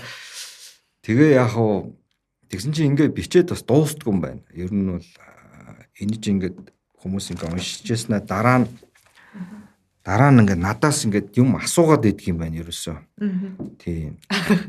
Буцаагаад асуух. Тийм асуух ингээд асуултанд хариулах ингээд дараагийн миний ажил үүсдэг юм байна л да. Тэгээ би 22 онд ч гаргалаа миний сан. Тэгсэн чинь 23 он хүртэл би чи их завгүй амтан болж хувирваа. Яа вөхөр нөгөө энэ ном уншсан байгууллага янз бүрийн одоо захирал удирдлагын баг гэнтэр гэдэг улсуудад очиод зарим нь бол за таны энийг уншсан чинь эн чинь манад дэр бол ёстой бохгүй байна. Та ер нь яахлаар ингэж бичивэ гэдэг ийм асуулт ер нь челленж юм аа. Зарим газар нь бол за энэ бол их аятайхан ном болох шинжтэй байна. Гэхдээ танаас яг өөрөөс чи яг ингээд сонсоодох ёо. Яг энэ өгүүлбэрийг чинь бид нар юу гэж задлж ойлгох юм бэ гэхэл. Би ч одоо жишээлбэл наа чи ингээд бичсэн байгаа шүү дээ. Байгууллагын соёл бол зөвхөн дотооддоо зориулаг дагумаа гэд бичсэн байна. Төрөний санаагаа тайлбарлаа. Нэг өгүүлбэр ингээд бүр нарийн тайлбарлаагүй ерөнхийдөө өгүүлбэр бичсэн байдаг. Тэгэхээр нөгөө бичээлүүд наа чи их олон юм болж магадгүй учраас би чинь 200 удсанаас гэтрүүлэхгүй дээ л гэл бодсон байсан. Тэгэл аль болох юмаа багтаах гээд дээр нөгөө гадны одоо судалгаа янз бүрийн бизнес практикуудыг илүү иш татах сонирхолтой байсан учраас би ингээд суугаал гэртээ юм зохиогоод байхаас илүү аль болох олон их үүсвэрүүдэд ашиглах тэрийгэ багтаах зорилготой байсан учраас яг өөрийнхөө санаануудыг бүр тэгж дэлгэрэнгүй тайлбарлаа. Тэгвэл бүр ийм одоо тэгэнгүүт нөгөө асуултууд нэмэгдээд идэх байхгүй. Одоо би нэг байгууллагад одоо нэрийн чөлөөтийн удирдлагын баг дээр нь очиод нэг ингэхгүй юм. Жишээлбэл таны номыг харсан чинь ер нь тэгээ ярьжсэн. Тэгээ өрөөнд дотор та нар бүгдээрээ CEO юм уу гэсэн чи тий ингээд тэгж. Оо ямар олон CEO вэ гэдэг. Тэгээ би нөгөө Майкл Портерийн Five Force-ыг ярьж байхгүй юу? Тэгсэн чинь нэг CEO-н тэгж шүү. Энэ одоо ингээд бид нар бол одоо ингээд бакалаврдаа үтсэн зүйл байна гэдэг чинь. Тийм. Тэгэхээр яг зөв. Энэ ингээд 80-аад онд гарсан ойлголт. Гэхдээ одоо дэлхийн бүх том бизнесэд ашигладаг юм ойлголт байдаг. За Genad Five Force ашиглаад компанида яг ямар үнцийг бүтээв гэж би асуухгүй. Тэгсэн чинь хариулдаггүй. Тэгэхээр үгүй энд бол зөв хариулт гэхээсээ илүү чи энэ судалгааны аргыг хуучин байна уу, шинэ байна уу тэр нэг чухал биш. Тэр аргыг ашиглаад компанида одоо өнөөдөр тулгарч яагаад борлуулч буураад байгаа юм жишээлбэл. Чи тэр асуултыг хариу болохын тулд ингээд чанд нэг юм багаж өгчөөд байгаа. Багаж өгчөөд тахт чинь нөгөө юмаа хийдэггүй. Өөрөөр хэлбэл ингээд төмс арилгагч юм уу, жимс арилгагч юм уу ингээд багаж өгөгдлөө шүү дээ. Тэгсэн чинь чамд эндээс ингээд тарвас хүрээд иргэлтэй тий. Тэгэхээр тарвас энэ хоёр чинь таарахгүй байгаа шүү дээ тий. Чи тарвасыг амар төмс арилгагчаар арилтсан шүү. Гэтэл энд чинь юм олон багжууд байдаг байхгүй. Тэгэхээр би чамд цаг бага байгаа учраас энэ багжийн чинь зүгээр ийм юмд ингэ шүү гэж хэлж өгч ийн гэхэд арай нэг ингээд хэдийгээр залуу CEO байсан л да. Гэхдээ яг тиймлэн дөхөж байгаа байхгүй. Заримдаа одоо SWOT шинжилгээг төр болоод бизнесийн бүхэл байгууллагууд мэдэн чадна би ингээд ингэдэг тэгдэг те. Энэ бас л нэг багжил байхгүй юу? Тий. Тэгтээ их хэрэгтэй багж. Ашиглаж чадвал гэж хэлж. Түүнээс чи нэгдэн ингээд давуу тал сул тал гэж жагсааж биччихэл одоо би яах вэ ингээд болчихлоо гэж суугаад бол наа чин болохгүй. Чиний давуу талын нэг бичигдэж байгаа зүйл өрсөлдөгчий чинь давуу талын хэдтэн байдаг. Тэ. Бүр практик болгоод асуух юм бол зарим үйлдвэр энэ төр давуу тал гэдэг дээр хүчин чадал том энэ төргээ бичдэг байхгүй. Тэг хүчин чадал том бахаараа яадгийн гэхээр гүйж том чи ингээл хямдхан үйлдвэрлэмэл. Гэхдээ наадах чи ингээд зах зээл нь уруудж байгаа шүү дээ. Эргэлт нь өсөхгүй байхад чи хүчин чадал том гэдгийг ингээд давуу тал дээр одоо л бичсээр байх юм. Гэхээр л бодож эхэлж байгаа байхгүй. Яг тэр хүчин чадлын давуу тал байх уугүй юу гэдэг чинь өөрөө дахиад нөгөө бусад багц зэвсгүүдээр чеклдэг байхгүй. Зах зээл эрэлт буурж байгаа, эрэлт өсөхгүй байгаа тохиолдолд хүчин чадал чи илүү зардал бол. Тийш. Бараг сул тал дээрээ бичигдэх. Өрсөлдөх чадварын хувьд сул руугаа явчихдаг. Тэгэхээр тиймэрхүү агуулгаар л бид нэр зүгээр илүү буулгах санаатай л ганц нэг юм санаануудыг ингээд шээ байгууллагын соёл гэж тангууд хүмүүс байгууллагын соёлоо хэмжин гэж их ярьдаг болсон. Тэгээ хэмжээ яах гэж байгаа гэхээр хариулдаггүй.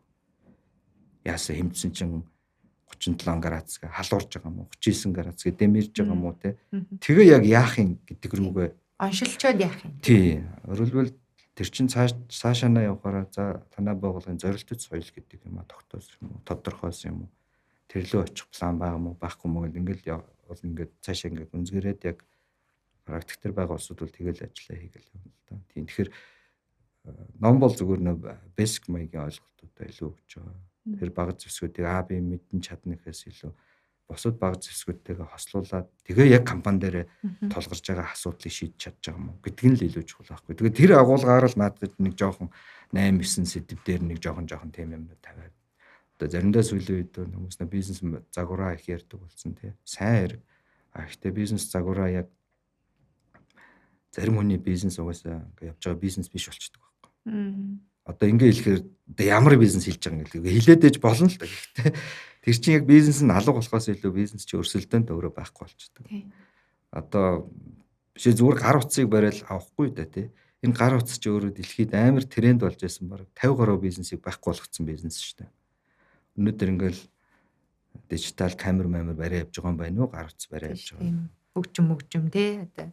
Тийм эн чин одоо тухайн үедээ л дижитал камер юм уу фото зургийн аппарат хийдэг том компаниудад зүгээр нэг юм гар утасны нэг түлээр ингээд цохилт өгч байгаа байхгүй юу. Тийм тэгэхээр бидний нөгөө энэ янз бүрийн жижиг сажиг санаанууд яах гэж имгэлж өгдөг вөхөр өөрийнхөө бизнесийг л одоо нэг арай нэг олон талаас нь хараад зарим бизнесмэнүүд өөрийнхөө бизнесээс өдцсөн байгаа шүү дээ. Тийм шүү дээ. Тийм би одоо юу хийж байгаа юм бэ гэдэг үү тий. Тэгэхээр тиймэрхүү асуулт нь жоохон хариу хайхад нэмэртэй юм болов гэж имхэлж байгаа шүү дээ. Түүнээс би одоо ямар ингэж яадаг гэл юмр ном зохиол онол гарах гэж байгаа хүн байгаа шүү. Ерөнхийдөө практик маягаар тий.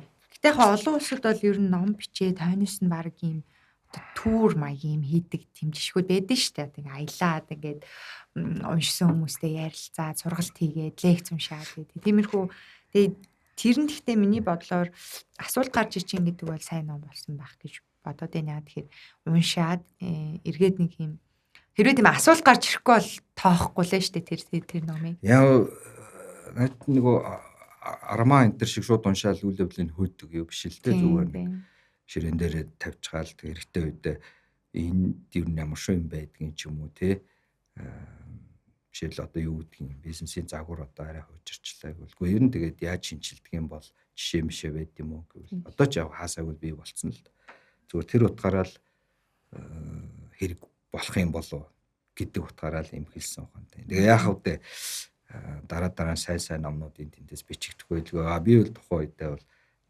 завтаа байлаа бас тэгээ бас ганц нэг хүмүүсээр бас уншуулж юуг ин харуулж үзлээ. Тэгээд яг тэгэл хэрэг болох болов гэж тэгсэн. Түүнээс орчуулга энэ төр ямар ч ном орчуулж болно. Тэгээд одоо орчуулгыг чинь төсөл маягаар хин хийж болтдог болсон л.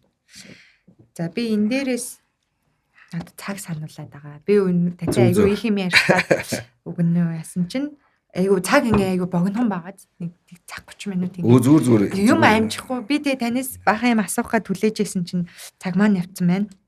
Танаас би үнслээд нэг санаа галж үзэгчтэй ер нь зүгээр манай подкаст орж байгаа бүх захирлууд те одоо гişүүд юм байдгийн бүгдээрээ юм нөгөө ном уншихын, юм уншихын давуу талуудыг ингээд яриан дунд нь ороод явчихж байгаа. Тэгэхээр хүмүүс тэрийг бас айгуу сайн анзаараасаа гэж бодож чинь. Тэгээд ташрамд би зүгээр ингэж хэлье гэж бодчихлоо.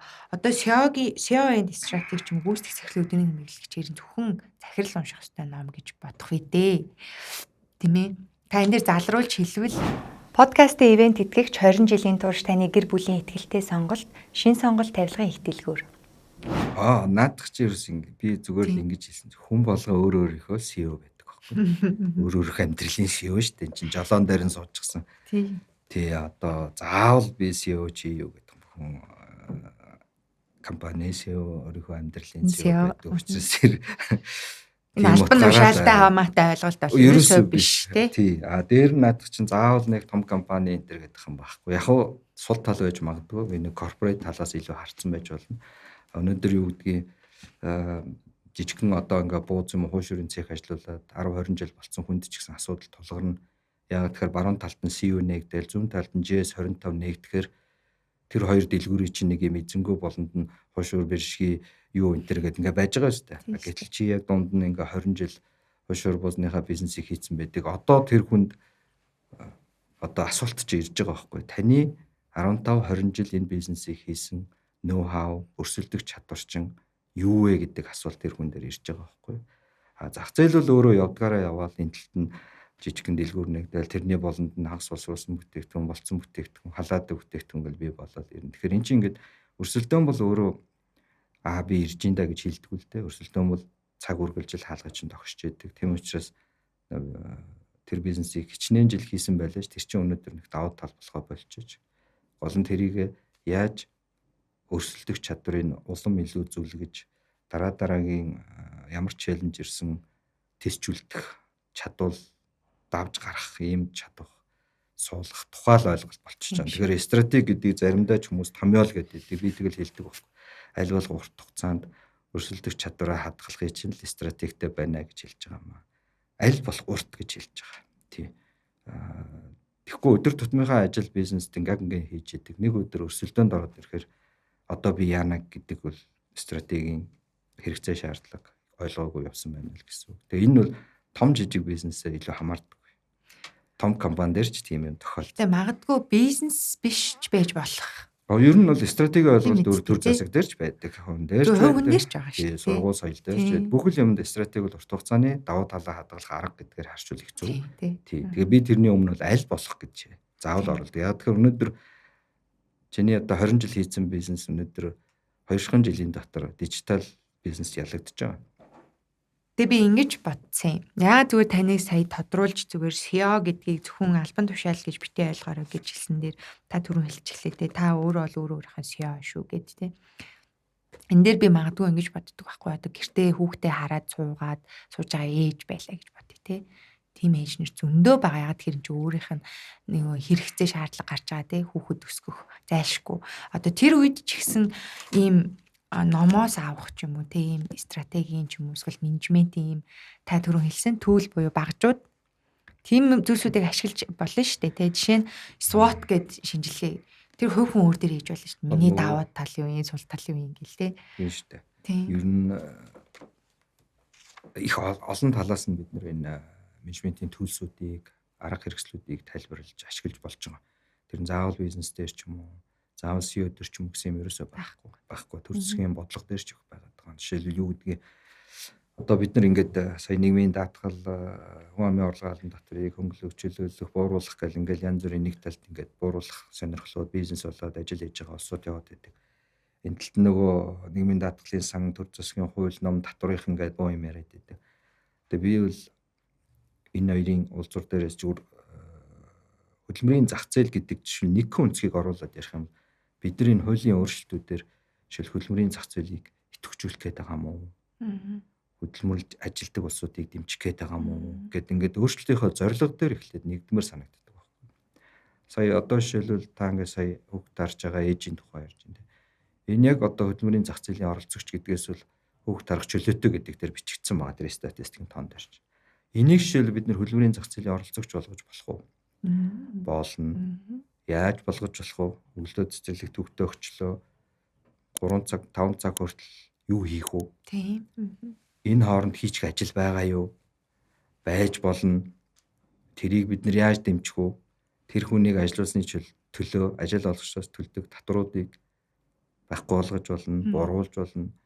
Тэр ажлыг хийгээд хөлс авж байгаа ажилтан хүнд очиж байгаа хөлснөөс авдаг татварыг бууруулж болно, авахгүй ч байж болно. Яг тэр тэгтээ хөдөлмөрийн зах зээлийн оролцогч биш байсан. Нэг хөдөлмөрийн зах зээлийн оролцогч болгосны төлөө тэр хүн улсаас авах халамж юу анхаарахаасаа илүү өөрөө тэр цаг дээрээ шил хөдөлмөрлж болж байгаа. Тэр хөдөлмөрлснөөс нь заавал татвар авч яг яах гэж байгаа. Ингээд асуулт өөрөө бол яг практик дээр бид нэр бодлого хийж байгаа, бодлогод ойрхон байгаа улсууд бол яг энэ талаас нь л тийм ээ. Жишээлбэл ингээд за одоо юу гэдгийг өндөр настай улсуудын тэтгэвэр хэдийгээр авч байгаа ч гэсэн тэр амьдралд угаасаа хүрэхгүй. Тэг ойр зургийн бас тэдний одоо бие физиолог мэдлэг мэргэжил таарсан ажлууд байгаа юу? Байгаа. Тэрийг хийлгэсний төлөө яг одоо жишээл хөдөлмөрийн зах зээлийн оролцогчдоос авдаг татвараас ижил хэмжээний татвар авах хэрэгтэй юм уу, үгүй юм уу? Тэгэхээр бид нар чинь ингээд аливаа нэг нийгэм толгорж байгаа аливаа асуудлыг харахад биднэрт өөрөө ийм нөгөө менежментийн өнцгөр харах. Менежмент ч өөрөө асуудлыг шийддэг ухаан байхгүй. Хэрвээ шийдэл дахиад дараагийн асуудлыг үүсгэхэд байвал эн чинь шийдэл биш Биш болчих. тий. Тийм. Тэгэхээр бидний аль бол голон талаас нь хараад тодорхой төлсүүдийг ашиглаад гаргаж байгаа энэ шийдвэрүүд чинь асуудлыг нэг мөр шийдэх ийм бодлогыг л хэрэгжүүлэх чиглэж болж байгаа байхгүй юу. Тийм. Тэр утгаараа би бол заавал CEO энэ төргээд магадгүй номны нэр мэрэж тэгээ өгцснээс болдог эсвэл стратеги гэдгийг орчуулна энэ төргээ зарим усуд хийдгийг тэгээд тэхээсээ илүү бид нэр өнөөдөр мэдээж дэлхийд даяар хар мянган ном байгаа. Өчнөө өдөр удам хичнээн сая ном бизнес яаж хийх вэ? Яаж саятан болох вэ? Яаж яах вэ? Маах вэ? Ингээд зөндөл олон юм байгаа. Тэгээд тэр утгаараа яг тэр олон номон дотор бас нэг ийм нэг үнцэг ингээд байж байдаг. Тэрийг нэг таарсан нэг мянгат хүн л уншина үз. Тийм. Тэгээд тэн дээрээс нэг 100-аад нь санаа авчвал тэгэл миний зорилго бэлчиж байгаа байхгүй юу. Тийм яг тэр утгаар та бүхний энэ бас эксклюзив энэ төсөлж гисэн мөн ялгаа авахгүй гүйцэтгэх захирлын ингээл өчнөө л олон номнууд байгаа. Одоо Jack Welch-ээс ахуулаад Drucker-аас ахуулаад Dairy, SEO Dairy жил ингээл явчихдаг. Тэгэл тэр болгон яваал идэг, хүн болго аваал уншаад идэг. Тэндээс юм авч үлдэж байгаа нь үлдээд бизнесээ сайжруулж авч үлдэхгүй сайхан уншиж байгаа байж л байдаг. Гэхдээ цаад утгаараа багаас энэ бүтээж байгаа энэ нэг салбарын бизнесийг бас дэмжиж л байгаа байхгүй. Тэр тийм л утгаараа. Тэгээ яах вэ? Тэгээ сайн номнууд дараа нь бичигдэх байлгүй. Тийм. Дахиад ном бичих төлөвлөгөө байгаа юу? Байгаа л хальтаа. Яг энэ чиглэлээр байхгүй. Одоо тий. За. Энэ хоёр ном хоёулаа за харамсалтай нь энэ ном бол одоо бие төвлөрөөр цаасын хөлбөрөөр бол зарагдахгүй байгаа. Худалдаанд байхгүй. Гэхдээ M-book-ээс аудио хөлбөрөөр сонсох боломжтой байрсан байгаа. Гүйцэтгэх захирлын өдрийн тэмдэглэл ном бол бүх номын дэлгүүрт байгаа. За мөн M-book-ээс аудио хөлбөрөөр сонсох боломжтой. Тэгээ би зүгээр нөгөө номыг илүү нөгөө хүртээмжтэй унших сэдлийн төрүүлэх тухайл их бодож явд юм л да. Ингээ нөгөө өөрөөсөө хол гэж бодчих вэ гэдэг дээр те ихэнх номыг өөрөөсөө хол гэж бодчих уу гэж айдгийн. Тэгэхэд уншихад бол илүүдэхгүй л санагдаад байдаг байхгүй юу. Подкастын ивент итгэгч Европын холбооны стандартыг бүрэн хангасан Монгол орны онгон нагшин байгалийн эрдэс тус Via Millenia. Яг нөгөө манай бизнесмэнүүдийг илүү харах юм бол илүү нөгөө бие биендээ боловсруулжуулж явдаг бах ингээ хоорондоо сууж буу халж яадаг ч юм да тий. Бид нар чинь тэрний дараагийн үеийн улсууд учраас бид нар чинь арай бас нэг юм онолтой, номтой, жоохон мэдлэгтэй ингэж хийхийг зорддог үе байхгүй юу? Ялгаа. Тий. Заримдаа ч яхаа би одоо зүүн бүлгэрээ хийдэг үе муу өнгөрсөн гэл заримдаа хэлдэг. Тэр явхаа байцсан энэ. Тий.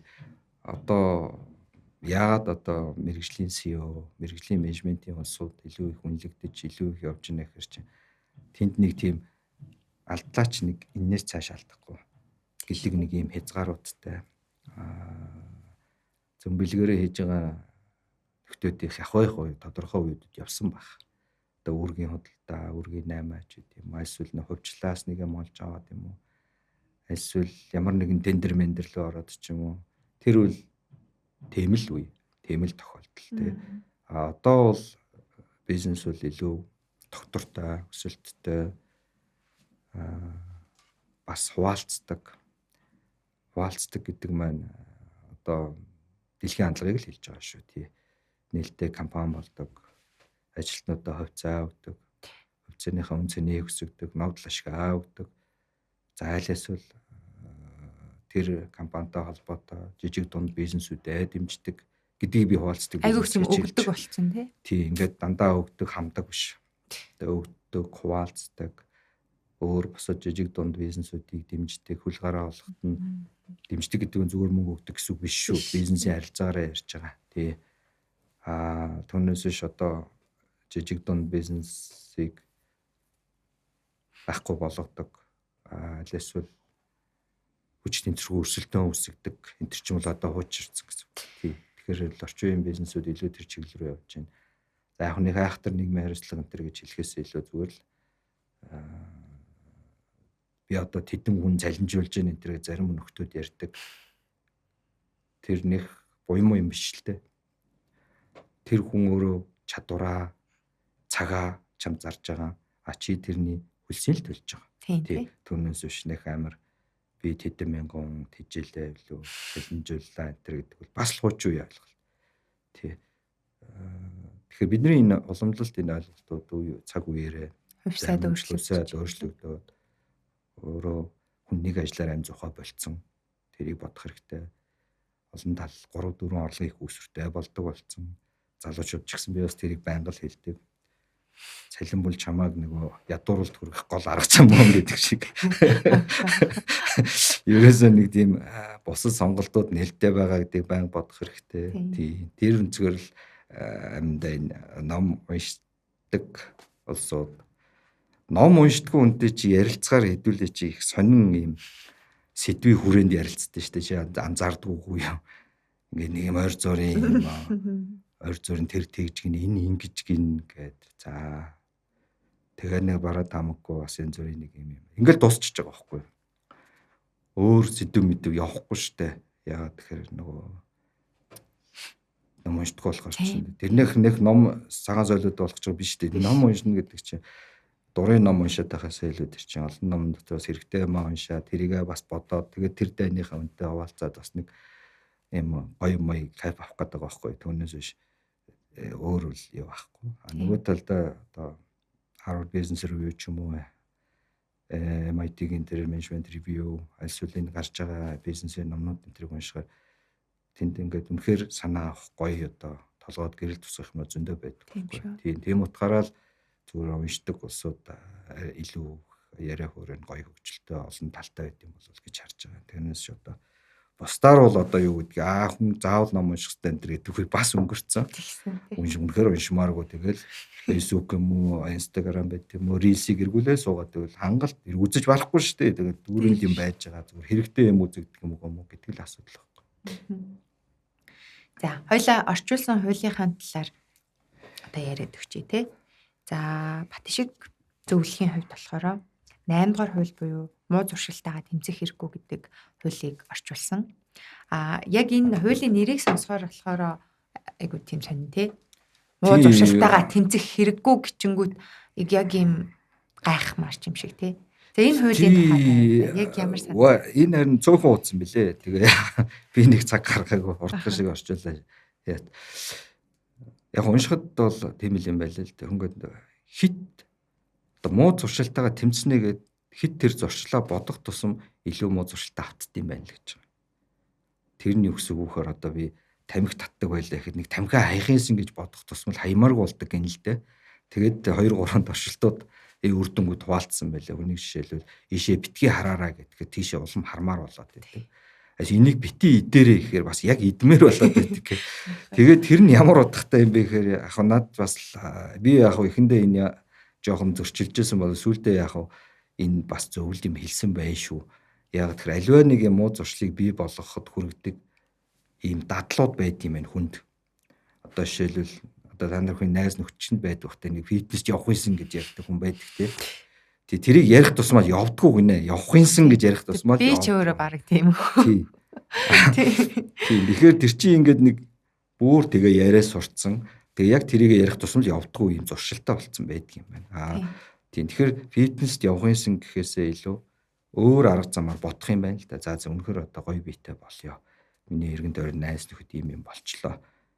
Гэхээр нөгөө явах юмсан гэж бодхоосоо илүү өөр арга замуудаар тэр муу зуршлуудыг эвдэх ийм дадлуудаа өөрчлөх юм байна. Тийм. Түүнээс одоо тамхи татхаа болох юмсан гэд бодоод байхаасаа илүү яг тамхи татах зуршилд хүргэдэг дадлууд байдаг юм байна хүн ингээл яг ингээл тамхи хараал. За нэг тамхи татах цэг хараал. Тэгэл тэр нэг 2 хүн тамхи татчихвал очиж 3 дахь нь болмоор санагддаг ийм зуршлууд байдаг юм байна.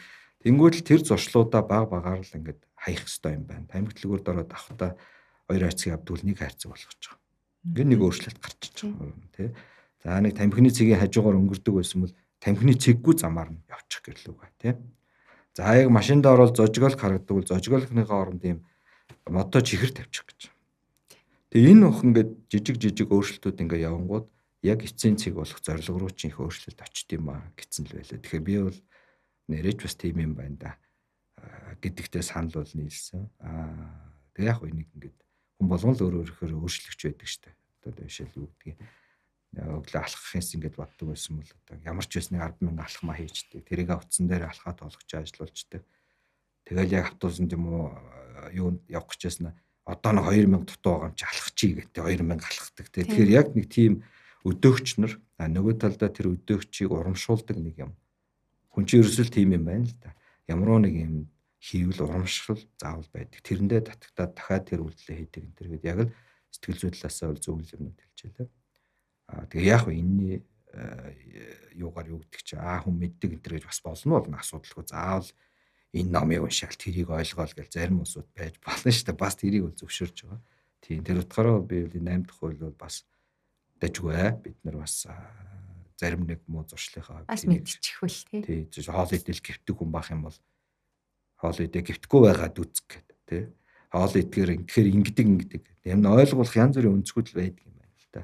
Ингэхээр ингээ баларж байгаа юм даа гэвэл зарим хүнд бол ток гэж ороод тэрнээс хойш тэгээгүй гэж байдаг. Жишээлбэл хүүхдэн дөрөнгөө тамхи хийцэн хүмүүс зөндөө байдаг шүү дээ. Яагаад тэгэхээр нөгөө хүүхд нь угаасаа эрүүл агаар зөндөө олон шалтгаан. Тэгэхээр тэр хүнд тэр муу зуршлыг болох ямар нэгэн сигналыг л зөв өгөх хэрэгтэй.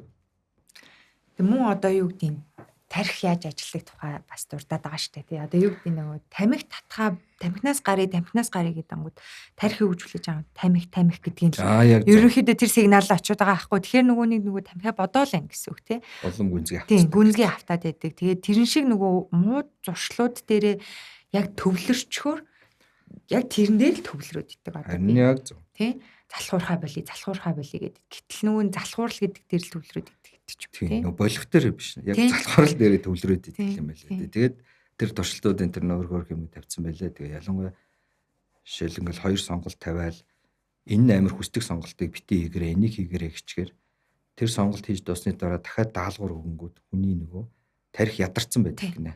Яг тэгэхээр энд хэдийгээр амархан зүйл хийж байгаа ч гэсэн энэ хүсэж байгаа зүйлээс татгалзаж байгаа учраас гээд дараагийн таск авахд тарихч өөрөө их ядарсан байдаг. Тэгээ няцах. Одоо би бол сэтгэлийн тэнхээ гэдэг л сэтгэлийн тэнхээ нь ингээд байхгүй буурсан болцсон байдаг энэ төр. Тэгэхээр бас нэрээ тэр өнцгүүд чинь яг л байгаа юм л да.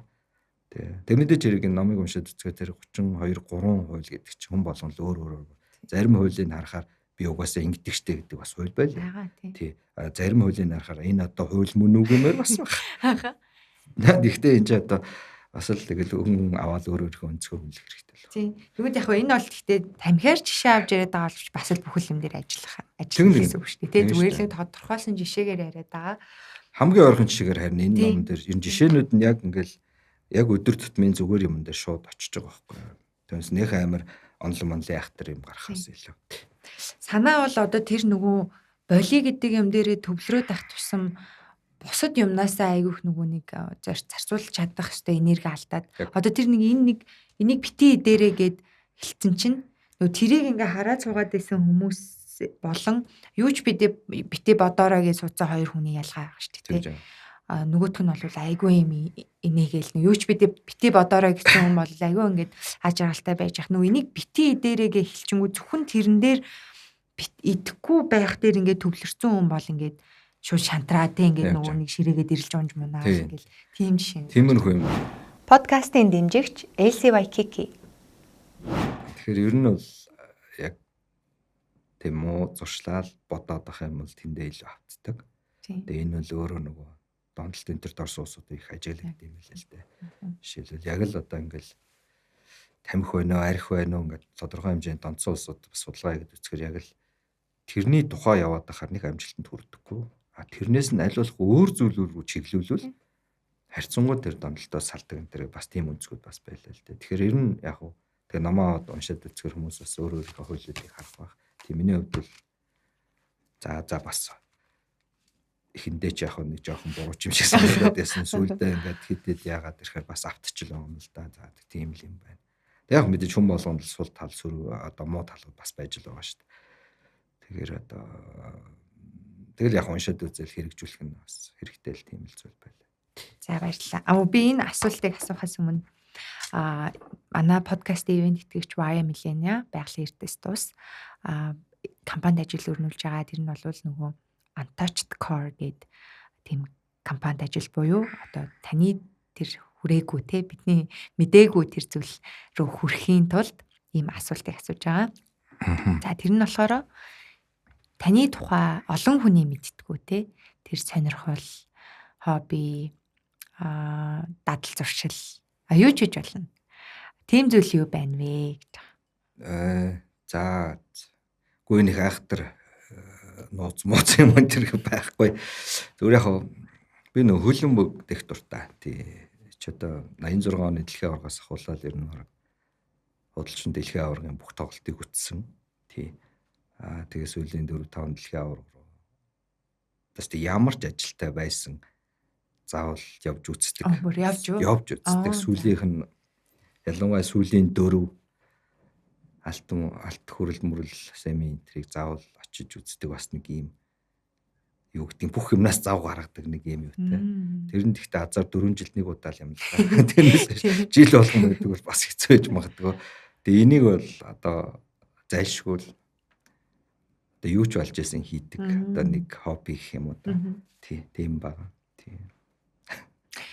Ер нь зүгээр та юу гэж боддөг вэ? Ийм хүн сонирхол хоббиноос ямар мэдрэмж авахыг тэмүүлэх ёстой вэ гэж боддөг.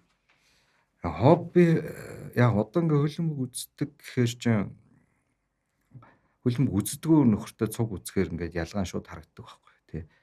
Бид нар ч одоо яагаад гэдэг юм бөөмөд одоо энэ бол дэлхийн 1 номерын спорт гэдгийг мэдж байгаа. Монголд нэх хөгжихгүй байгаа гэдгийг бас мэдж байгаа. Тий. Гэхдээ нөх хөлбөмбөгөөс яг одоо би бол хөлбөмбөг гэж байгаа. Морин дуртай нөхөр бол тэр морин уралдаан энтрэл ярих баг. Тэгэхээр ер нь хүн ямар нэг ажлаас өөр, бизнесээс өөр ийм хоббитой байх ч өөрөө хүнийг бас дахиад нэг хөгжүүлдэг хэсэг байгаа байхгүй. Тэрнийхээ төлөө цаг зарна. Зөндөө олон одоо бусад зүйлүүдээ бас хойшин тавина. Тэр утгаараа л хобби юм. Хоббигүй хүн гэхээр бас их уйтгартай хүн санаанд ордог шүү дээ. Ер нь би хоббигүй гэж зарим усуд байдаг шүү дээ. Тэгэхээр яг муу сайнны тухай яриа биш ч гэсэн бас нэг хүний мэдэрч болох ийм кайфтай хэсгийг бас энэ хүн мэдэргүй л яваан байна даа л гэж бодож байгаа. Амьдрал байх ёстой гоё мэдрэмж үү тий. Ёстой мостой гэж заавал дөрөн болох гээд байгаа нааш. Зүгээр ер нь зүгээр ямарваа нэгэн одоо ийм хоббитай. За одоо ши би нэг очисон газраас аяг авдаг, мааг авдаг. Тэгээ одоо ингээд би нэг 70 гаруй улсаар явсан байдаг байхгүй юу. Яг уу энэ бас хүмүүс тэгэл мэдгүй шиж магадгүй. Ажиллаар ч юм уу амиа хуваар янз бүрийн маягаар явах гэсэн. Тэгээд би нэг жилд нэг 2 шинэ улс руу очиж үзэх юм хувийн юм зорилготой явдаг байхгүй юу. Тий. Тэгээд одоо ингээд тэр ханд байгаа аягнуудаа ингээд харахаар чамд ийм гоё санагддаг байхгүй. За одоо би ингээд Кубад очлоо. Кубын жишээлбэл одоо ингээд хөргөчний наалтай шүү дээ тий. Тэр амар муу чанартай байхгүй. Яг л эдийн засгийн хориг тийм олон жил болцсон учраас наалдах ч орог ингээд амар юутай хид ашигласан сорон юм бөмбөд бараг наалддаггүй. Авсан аяг нь болохоор модон. Тий. Тэгээ яг тэр чинь бас нэг эдийн засгийн хоригосоо болоод төмөр юм уу шаадсан тэр хэсгүүд нь амар юм хомсдолтой тийм байж идэг. Тэгэл одоо ингээд ботход яг л тухайн үед одоо Куб оронд очиод хөргөчний наалтан юм байж, аяг нь юм байж тэгээд одоо эдийн засгийн хориг моргон дуусаа гоё болоо шал өөр болох байх л та. Гэхдээ ингээд тэр үед нь очиод мэдэрсэн тэрэн тэгээд дурсгал болоод миний энэ дотор үлдчихсэн байдаг ч юм уу те. Эсвэл Өмнөд Африк руу очиод дэлхийн аваргын үеэр очиод үзээд ингээ яг Өмнөд Африкийн нэг аяг нь шил тэнд Өмнөд Африк гэсэн бичигч байхгүй аяг байгаа байхгүй. Тэгээд уулан дээр чинь бэлэг дурсгал янз бүрийн болол Өмнөд Африк, Йоханнесбург ч юм уу, Порт Элизабет ч юм хот мотоо болон тавьчмаар л байгаа байхгүй. Ихтэл хөөрхий яг улс орны тухайн юм момент хөгжлийн ингээл харуулсан нэг юм хараа яг байж байдаг ч юм уу гэдэг утгаараа. Тэгээд тэр нь тухайн үед нэг аялж байгаа тэр үе рүү аваачдаг. Нөгөө дараа нь ингээд бас энэ хэдэн зуун улсаас чи би бас нэг эхний ээлжинд ямар ч байсан 100 гарнуудаар ингээд явчих юм байна да гэсэн нэг юм юутай. Тэгээд тэр чинь ингээд бас төрөний муу зуршил гэдэг шиг ингээд хоёр орн руу явандаа гэхээр яг л ямар болоод байдаг байхгүй юу. Төвлөрөөд одоо тэрлүүгээ ингээд явах хэрэгтэй юм байна. Очоод юу хийх вэ? Яах хийх вэ? Ямар нэгэн одоо тодорхой улсуудаар ч энэ улс ийм байна гэдээ явахаас илүү тэр улсад болж байгаа ямар нэгэн том ивентийн нэг хэсэг баймар болдог. Өмнөд Африк явахаар дэлхийн хөлбөмбөгийн аварга яг л болж идэг. Тэр үеэр нэгэ мэдэрдэг ч юм уу. Эсвэл одоо олимп руу очихоор мөн л ялгаа байхгүй. Олимпийн дээр сайн сайхан тэр зүйлээ. Тэр улс чинь хамгийн гоёороо байх гэдэг. Яг тэр хамгийн гоёороо байгаа дээр чи очиод бас спорт үзэнгээ бас тэр гоё моён мэдэрдэг ч юм уу тий. Ийм л юм. Тэгэхээр энэ одоо бас л яг энэ чинь дагаад ядаж хүүхдүүд ч өөртөл ямарваа нэг юм хоббитой байх хэрэгтэй байна гэд тэрнийхээ төлөө бас зүтгэдэг те за би одоо энэ жил ингэндээ ч гэдэг юм уу ийшээ очиндоо ч гэдэг юм уу очивол энийгээ хийндээ ч гэдэг юм уу ингээд нэг юм өдөр тутмын юмнаас арай өөр юм зорилгууд бий болт юм бол гэж харж байгаа юм. Тийм ээ те илүү яг мотивацууд нэмэгддэг ч юм уу те. За подкастын маань сүүлийн хэсэгт юм жижигхан хаар дэвтэрт болохоор яадаг вэ гэхээр манай өмнөх дугаарын зочид дараагийнхын дугаарын зочноос асуулт үлдээдэг. За таны өмнөх дугаарт MCS Investment компани гүйцэтгэх захирал Мягмар Жав захирал оролцсон. За танд маш ууртай асуулт үлдээсэн байна. За нийгэм нийтээрээ буруу бусдын буруу гэсэн хандлагатай байдаг гэдгийгсэн байна. Хандлагатай байгаад байна тий одоогоор. За аливаа зүйл бусдаас болсон мэд ханддаг. Одоо юу гэдэг чинь төрөөс боллоо ч гэдэг ч юм уу гих мэд тий. За гэтэл ер нь дийлэнхтэй тухайн хүний амьдрал ер нь бол өөрөөс нь хамаарч яддаг шүү дээ. За энэ нийгмийн сэтгэлгээг хэрхэн өөрчлөх вэ? Үүний тулд та юу хийх хэрэгтэй гэж боддог вэ гэсэн. Подкастын хамтран ажиллагч Sennheiser брендийн аль бие усны дистрибьютор Global Smart Solution. Global Smart Solution нь Sennheiser брендийн мэргэжлийн болон энгийн хэрэглээнд зориулсан аудио тоног төхөөрөмжийг Монголд аль бие усаар нийлүүлдэг. Студ, подкаст, тайз дэлгэцийн хэрэглээ, систем интеграцийн шийдлүүд гээд аудиотой холбоотой бүх төрлийн шийдлийг нэг дороос авах боломжтой.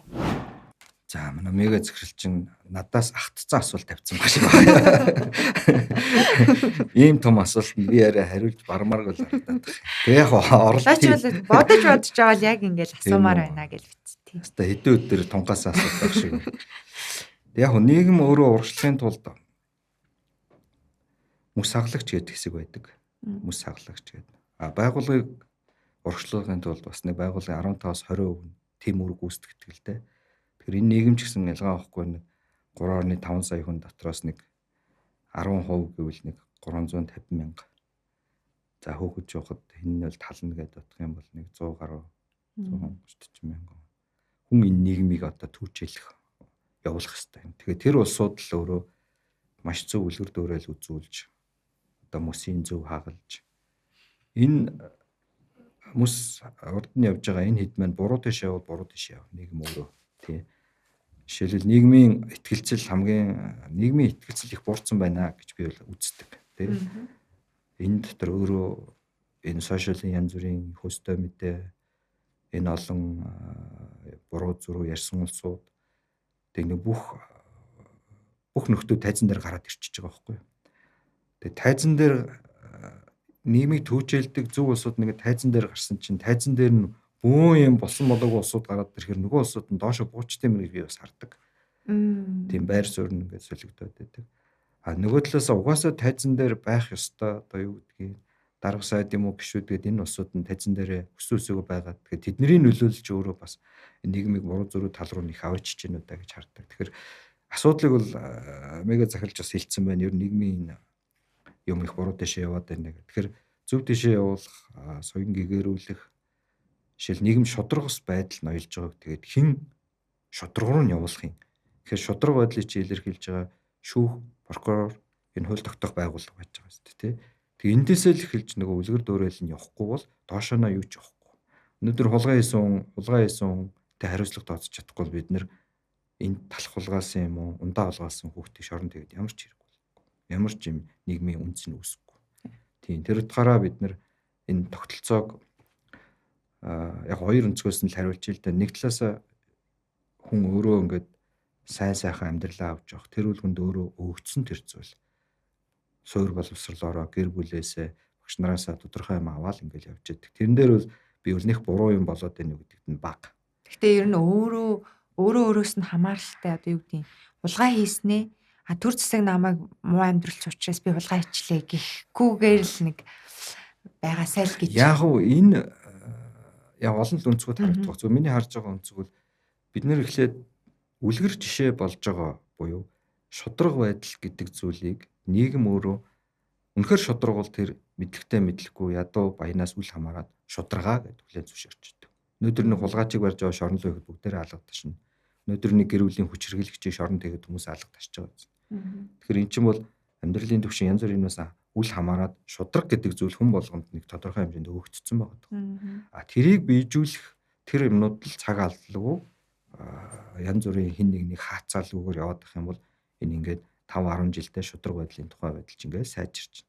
Одоо чи улс орнуудыг харж байгаа. Жишээлбэл Transparency International буюу одоо навилгын төсвөлийн индекс гэдгийг жил болгон зарлаа л явдаг. Монгол улс ингээд сүүлийн 7 жил хойшилж байгаа. Хойшлол байгаа тийм. Хойшлол. Уруудаа л байна. Тий. Хичнээн бид нар энэ дотор өөрсдийгөө бид нар авилгатай тэмцэж гин, авилга буурж гин гэж ярьж байгаа ч гэсэн олон улсын байгууллага ирээд бүх шат чатны улсуудаас тодорхой судалгаагаа аваад яг нэг арга зүгээрээ л хэмжээд байгаа байхгүй. Тэгээ хэмжээд тахтал хоошлоод байхаар эн чинь юу гэсэн үг вэ? Энэ бол авилгалан нэмэгдэж байгаа улс байна л гэж. А тэгээд тэр нь эдийн засгтаар илэрхээр юу болох вэ? Орлогын тэгш бус байдал, навилгын очруулж байгаа хохирлын мөнгө чинь л өсөд байгаа. Тэгэхээр бид нар чинь өөрсдийгөө хичнээн мундаг тэмцэж байна. Ястаа ямар юмны илдэмэлд эргүүлж гин гэж ярьж байгаа ч гэсэн бид нарыг ингээд гаднаас харахаар их инээдтэй харагдаж байгаа байхгүй. Бизнесийн орчин ч гэсэн ялгаа байхгүй. Doing business гэл индекс байдаг. Энийг бас л олон улсын одоо өөрсдийнхөө болигт олон улсын байгууллагууд үнэлждэг. Энэ бизнес хийж байгаа улсуудаас асууж байгаа, энэ CEO-нүүдээс асууж байгаа, эзэдүүдээс асууж байгаа, бодлого гаргагчдаас асууж байгаа. Тэгээл үзэхэд doing business index муу байна л гэж байгаа. Энэ бизнес их хэцүү байна л гэж. Подкастын хамтрагч ертөнцийг таних хөтөч Nepco. Тэгж яхад бид нар энд нь хөрөнгө оруулагчдыг урьж байнаг хурал хийгээд хэн ирэх үү гэдэг шиг л байхгүй. Тэгэхээр нөгөө том асуултад нэг жижигэн ч гэсэн хариу болгоход бол бид нар энэ үлгэр жишээ болж байгаа түүчилж байгаа тайзан дээр нийгмийн тайзан дээр гараад зогсож байгаа улсуудын зөв үлгэрлэл хамгийн их өөрчлөлт авчрах байх. Түүнээс өнөөдөр нэг 10 жилийн багангийн багш өргөдөнд гिचнээн шудраг усны тухай ярьлаа. Тэр 30 хүүхдэд бол үнэхээр сайн ярьж л.